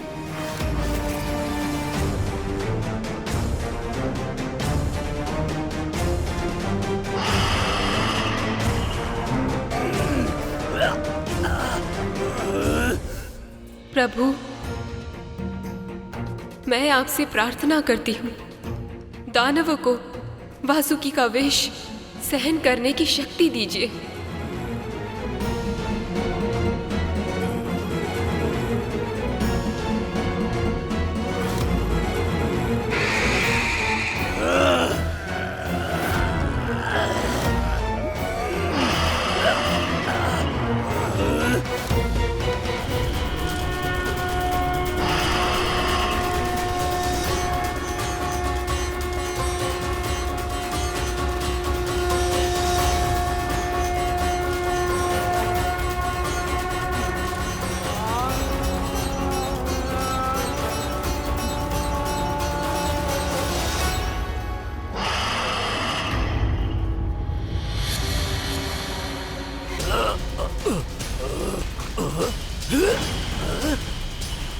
आपके शक्ति प्रदर्शन का समय आ गया है असुरराज।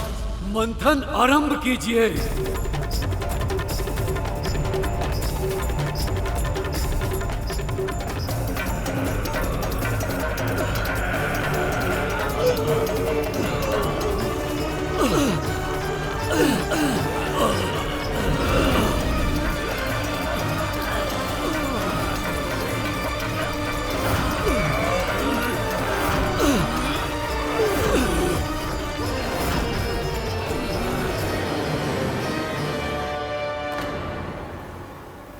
हे परमपिता, आपके आशीर्वाद के बिना मैं मंत्राचल पर्वत को उठा नहीं सकता था और ये भी निमत नहीं पाएंगे। सहायता कीजिए प्रभु। माता लक्ष्मी आपकी प्रतीक्षा कर रही है। ये विलंब मुझसे सहा नहीं जा रहा। हमारी सहायता कीजिए।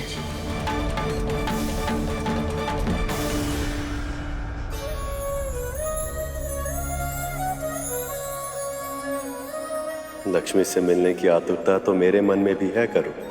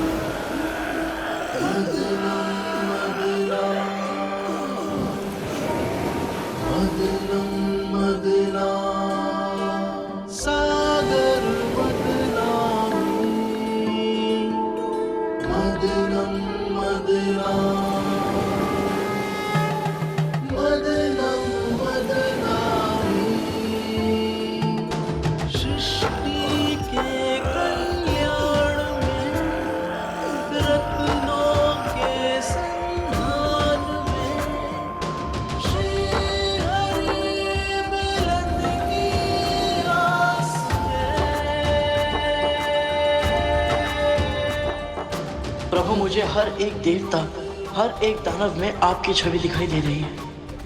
आपके आशीर्वाद के बिना इस मंथन का आरंभ भी संभव नहीं था प्रभु।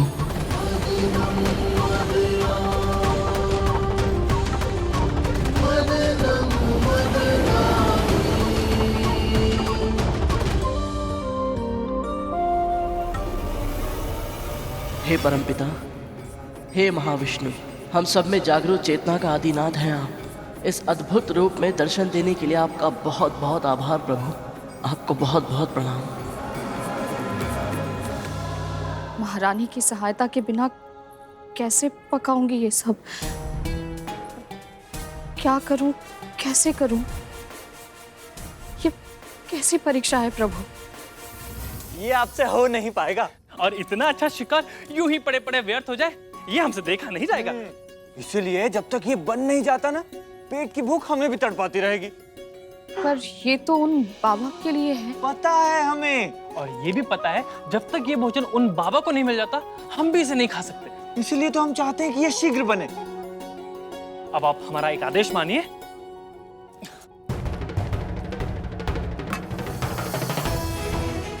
ये वाले मसाले पीसिए और शेष हम पर छोड़ दीजिए।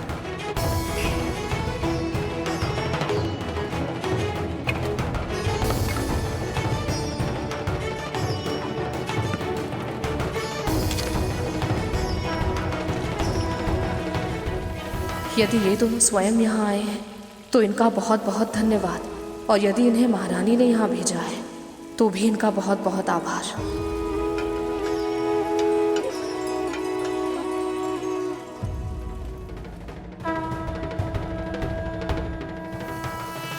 हे मां अन्नपूर्णा, इन दोनों के माध्यम से आपने ही मेरी सहायता की है। आपका बहुत बहुत धन्यवाद।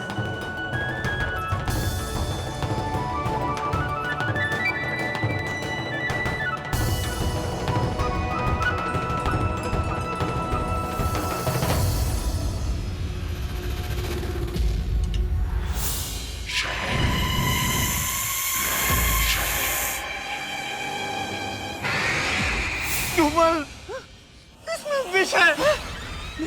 पर विमाता बिंदा तो उसे गुरु दत्तात्रेय को खिलाने जा रही है। हाँ, अब क्या करें? चल।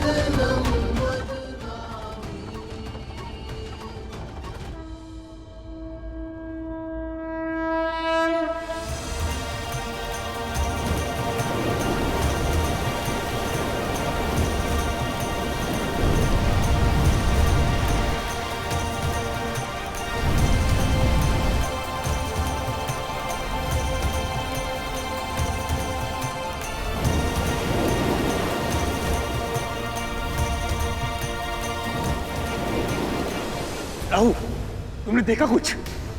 कुछ तो आ रहा है। असुरों, और शक्ति लगा। ताकत लगाओ देवताओं।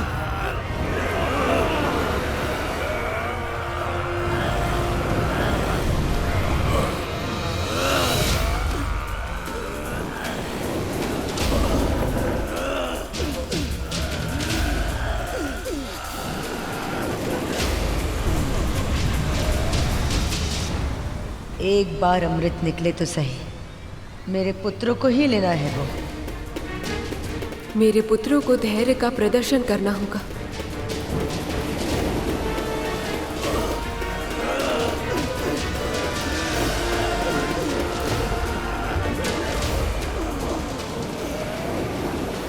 न जाने सबसे पहले समुद्र के गर्भ से क्या निकलेगा। मुनिवर, सबसे पहले तो माता लक्ष्मी को ही प्रकट होना चाहिए। प्रभु और माता लक्ष्मी का विलाप सहन नहीं हो पाता। जब मैं उनके दर्शन करने के लिए इतना व्याकुल हूं, तो प्रभु कितने आतुर होंगे।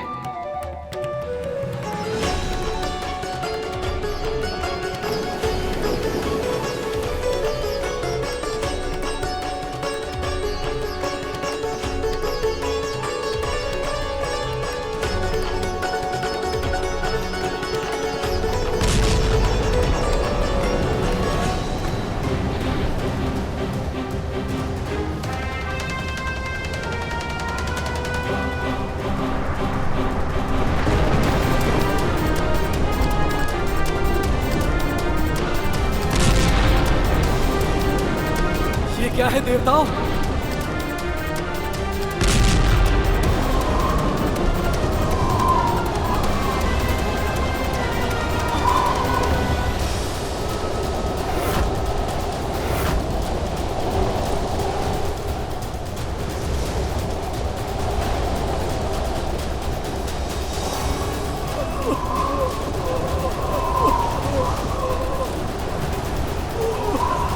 हे प्रभु, क्या है ये हलाहल है गरुड़, ये समस्त संसार का विनाश कर देगा।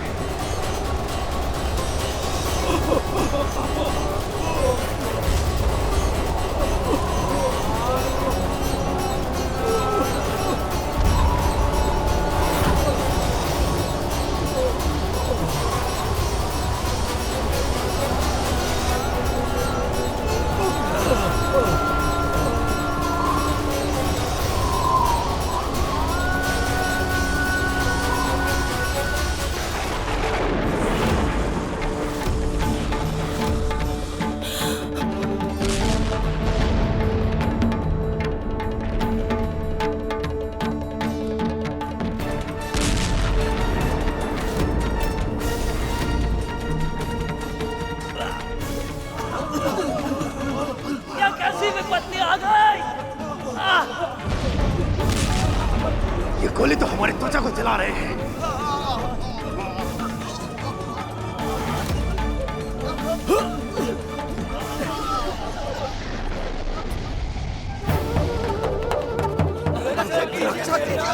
कैसा संकट है ये? क्या है ये?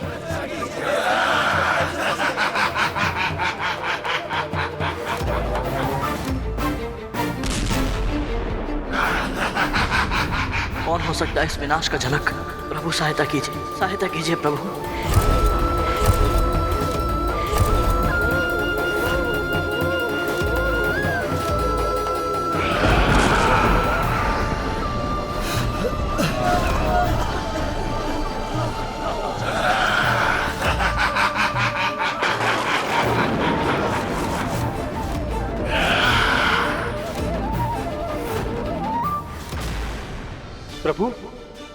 प्रभु ये क्या हो रहा है? मंथन से तो श्री निकलने वाली थी, अमृत आने वाला था। ये कैसा भीषण संकट निकला है समुद्र से? इसकी कल्पना तो मैंने भी नहीं की थी शेष। क्या कारण हो सकता है इसका?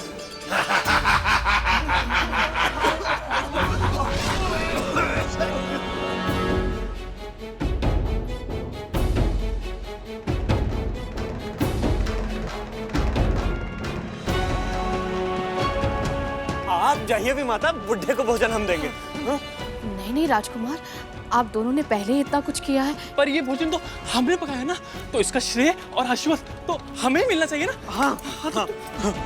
बड़ी ही विचित्र बात है, पहले इन दोनों ने मेरी सहायता की और अब क्या सोच रही हैं? सही कह रहा है धूमल, दीजिए हमें। क्या हो रहा है यहाँ?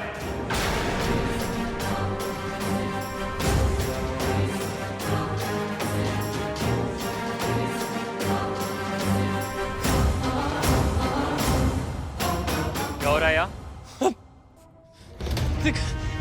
कुछ भी तो नहीं, कुछ निकाले हुए तो वो तो हम इनको शीघ्र ही जाने के लिए कह रहे थे आप।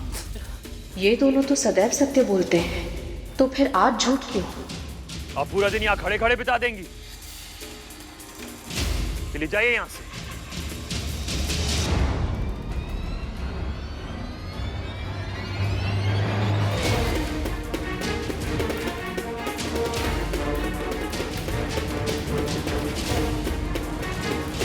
अब बताओ सत्य क्या है? मैंने बहुत बार तुम दोनों को उस बुड्ढे की कुटिया के आसपास मंडराते देखा है। बोलो। वो काले भैया, वो बुड्ढा है ना, उसे ही देखते रहते हैं। अच्छा लगता है। अच्छा लगता है, कम से कम उसकी पहरेदारी तो कर पा रहे हैं। क्योंकि धूमल हाँ। अब और नहीं करनी पड़ेगी।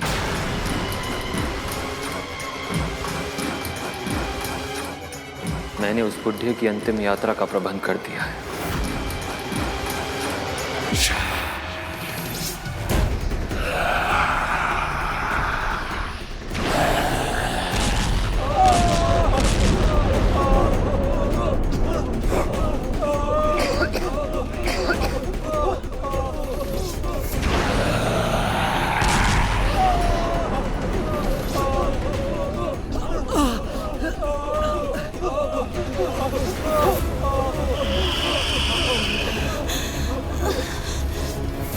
ये क्या अनर्थ हो रहा है? इस विष से तो सभी देव और असुर ही बुरी तरह से प्रभावित हैं। तब साधारण मनुष्य को क्या होगा?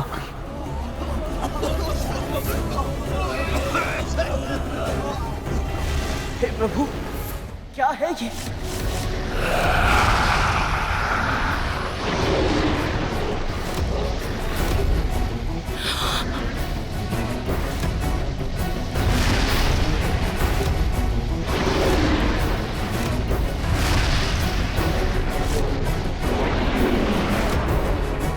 दीदी माँ!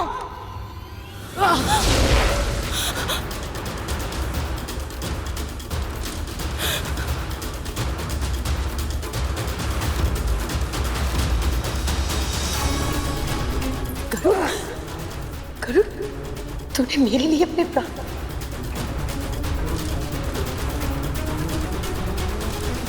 अमृत का वचन देकर लाए थे, क्या विष निकला?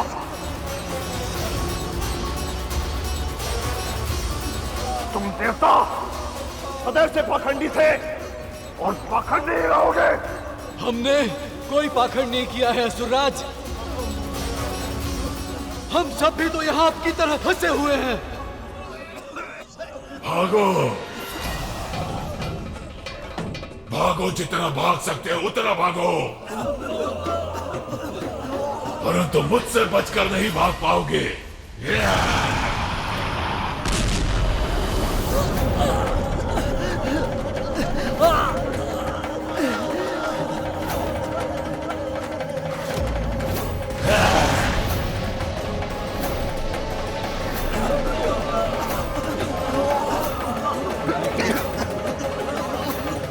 हे परमपिता, हे प्रभु विष्णु, सहायता कीजिए।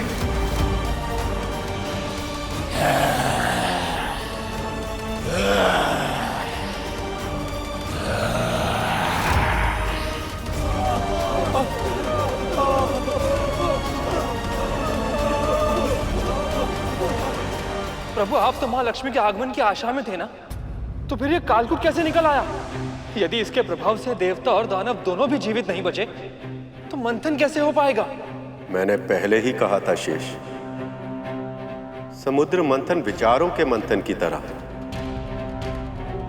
जब हम ध्यान की अवस्था में बैठते हैं तो अच्छे सद्विचार आने से पहले हमारे नकारात्मक तामसिक विचार, हमारे विकार, हमारे मस्तिष्क को चारों ओर से घेर लेते हैं। इस समय भी कुछ ऐसा ही हो रहा है।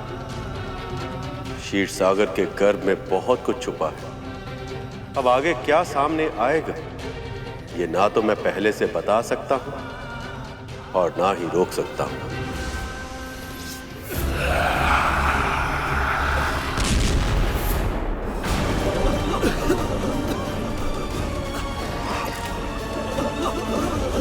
अपने प्राण बचाओ, भागो यहां से।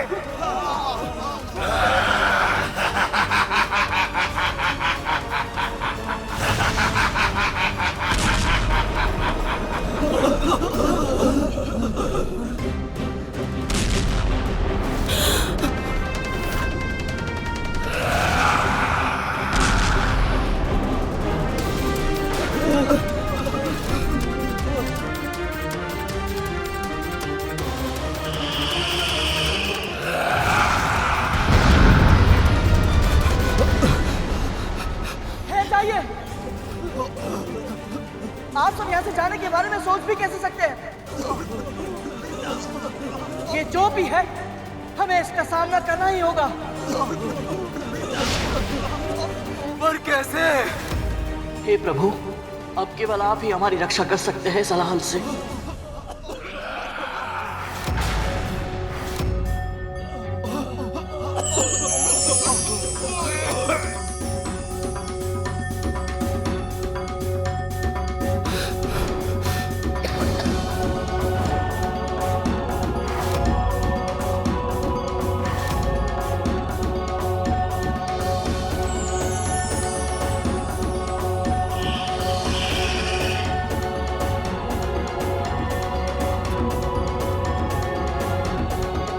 प्रभु, जानता हूं आप क्या कहने आए हैं। यही ना कि मैं वापस समुद्र तल में चला जाऊं, पर मैं ऐसा नहीं करूंगा। ये सभी देव और दानव आपका आदेश मानते होंगे, किंतु मैं नहीं मानता।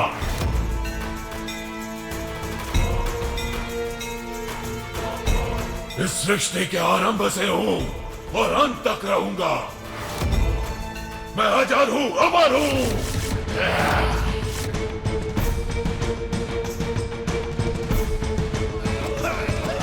आज इस मंथन के कारण मैं इस क्षीर सागर से निकला हूं। अब इस पूरी सृष्टि में फैल जाऊंगा।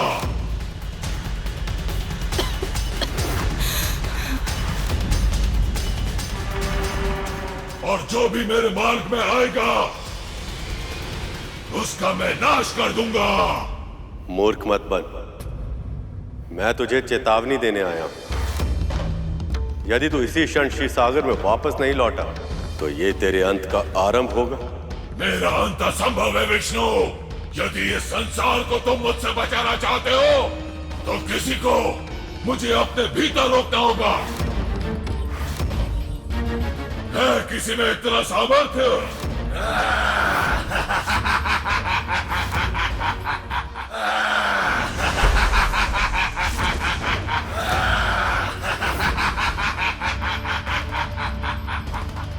देखा, तुम्हारा प्रभु तुम्हें मरने के लिए छोड़कर चला गया,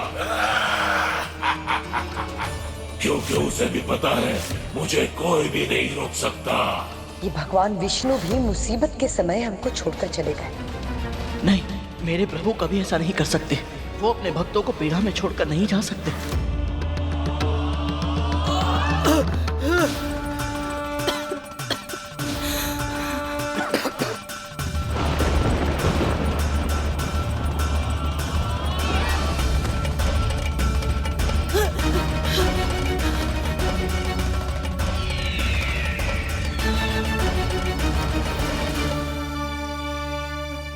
अग्नि, वायु, करुण, तुम्हारे विष्णु तो इस विपत्ति में साथ देने के स्थान पर भाग गए।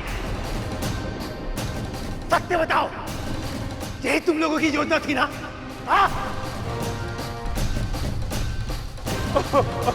इस संकट से यदि प्रभु विष्णु स्वयं हमारी रक्षा नहीं कर सकते तो इस संसार में हमारे जीवन की रक्षा कोई नहीं कर सकता। आप सभी जानते हैं प्रभु विष्णु कभी अपने भक्तों का साथ नहीं छोड़ेंगे। वो अवश्य ही इस समस्या का समाधान निकालने गए होंगे।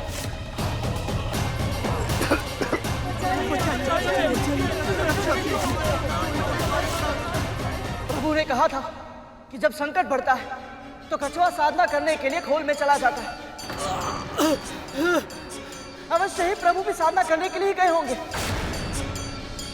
माँ कहती है मौन रहने से सभी समस्याओं का समाधान सहज ही निकल आता है। आप सब बस थोड़ा धैर्य रखिए। मुझे पूर्ण विश्वास है कि प्रभु इस समस्या का कोई ना कोई समाधान अवश्य ही निकालेंगे।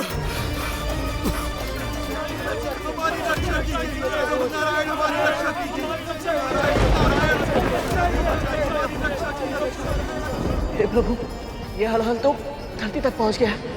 इससे मेरी माँ की रक्षा कैसे होगी? कौन बचाएगा मेरी माँ को?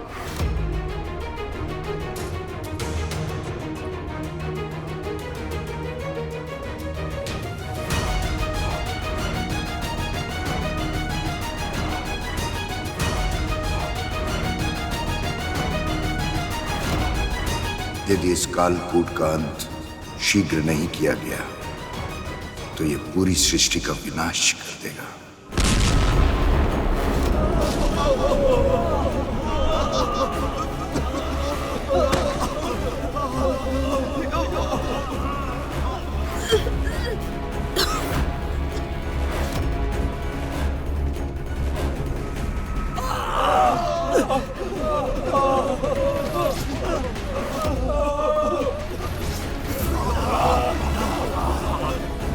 माँ वहां अकेली होंगी। मुझे जाना होगा, उनकी सहायता के लिए जाना होगा मुझे।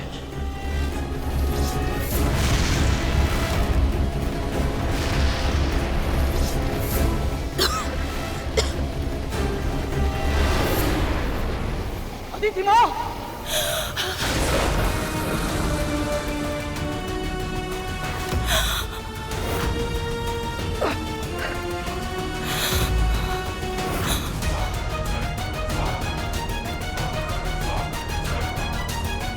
पुत्र, तुम ठीक तो हो ना?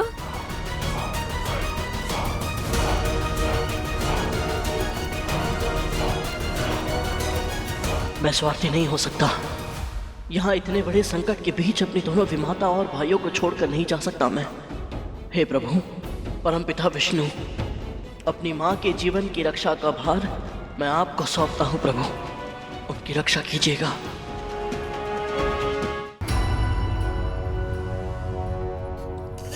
जान पूछ कर देर से आई है ना तू, ताकि भोजन की प्रतीक्षा करते करते भूख से तड़प तड़प कर मैं अपने प्राण दे दूं। ये असत्य है बाबा। विलंब अवश्य हुआ है, उसके लिए मुझे क्षमा कर दीजिए। पर अब तो मैं आपके लिए भोजन ले आई हूँ ना, बस आप ही के लिए परोस रही हूँ। जल्दी लाओ।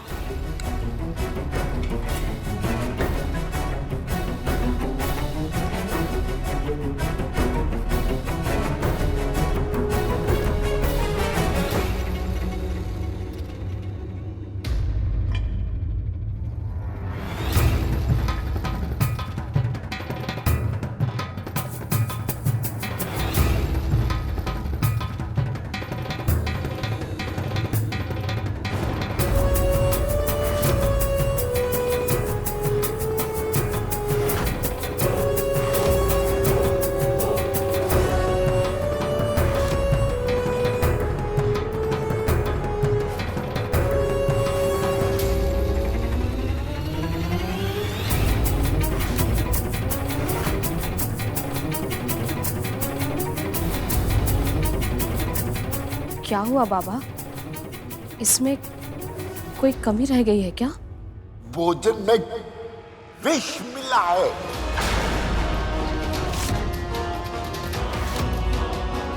इसे विष के बारे में कैसे पता? विष? ये कैसे संभव है? और आपको कैसे पता? तुझे सच में सुनाई नहीं देता? बैरी है क्या तू? अभी अभी कौवा बता के गया। आप ये क्या कह रहे हैं बाबा? ये भोजन पूरी तरह से शुद्ध है, मेरी आंखों के सामने पका है, इसमें कोई विष नहीं है। यदि तुझे इतना विश्वास है तो पहले इस भोजन को तू खा।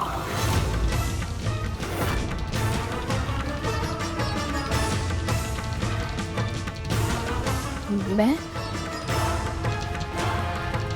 बाबा, मैं नहीं खा सकती इसे। तो मैं भी नहीं खा सकता। भूख से प्राण गंवाना स्वीकार है, किंतु विषैला भोजन खाकर नहीं मरूंगा मैं। ये आप क्या कह रहे हैं बाबा? मैं आपको क्यों मारना चाहूंगी? कारण तो अनगिनत हो सकते हैं, इसलिए या तो पहले तू इसे खा या मैं कुछ नहीं खाऊंगा।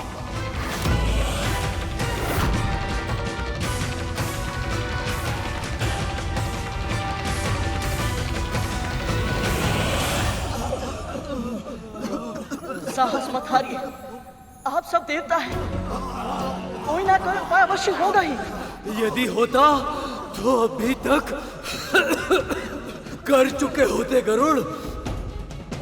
यदि मैं वर्षा करूंगा तो ये हलाहल और भी अधिक गति से फैलेगा। यदि मैं वायु तत्वों को स्थिर रखता हूं तो इस संसार के समस्त प्राणी दम घुटने के कारण प्राण त्याग देंगे, और यदि मैं तीव्र गति से चलूंगा तो ये हलाहल भी उतने ही अधिक वेग से आगे बढ़ता जाएगा।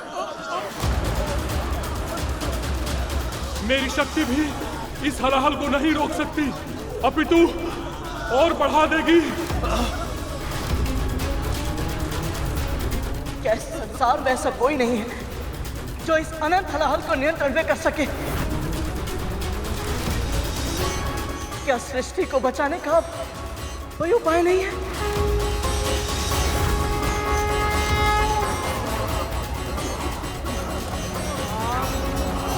क्या सृष्टि को बचाने का कोई उपाय नहीं है?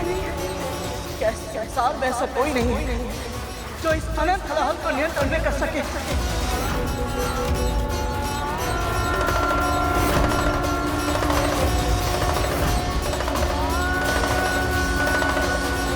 महादेव। पक्षीराज गरुड़ के साहस भरे कारनामे देखने के लिए चैनल को सब्सक्राइब करें और साथ ही बेल आइकॉन दबाना न भूलें।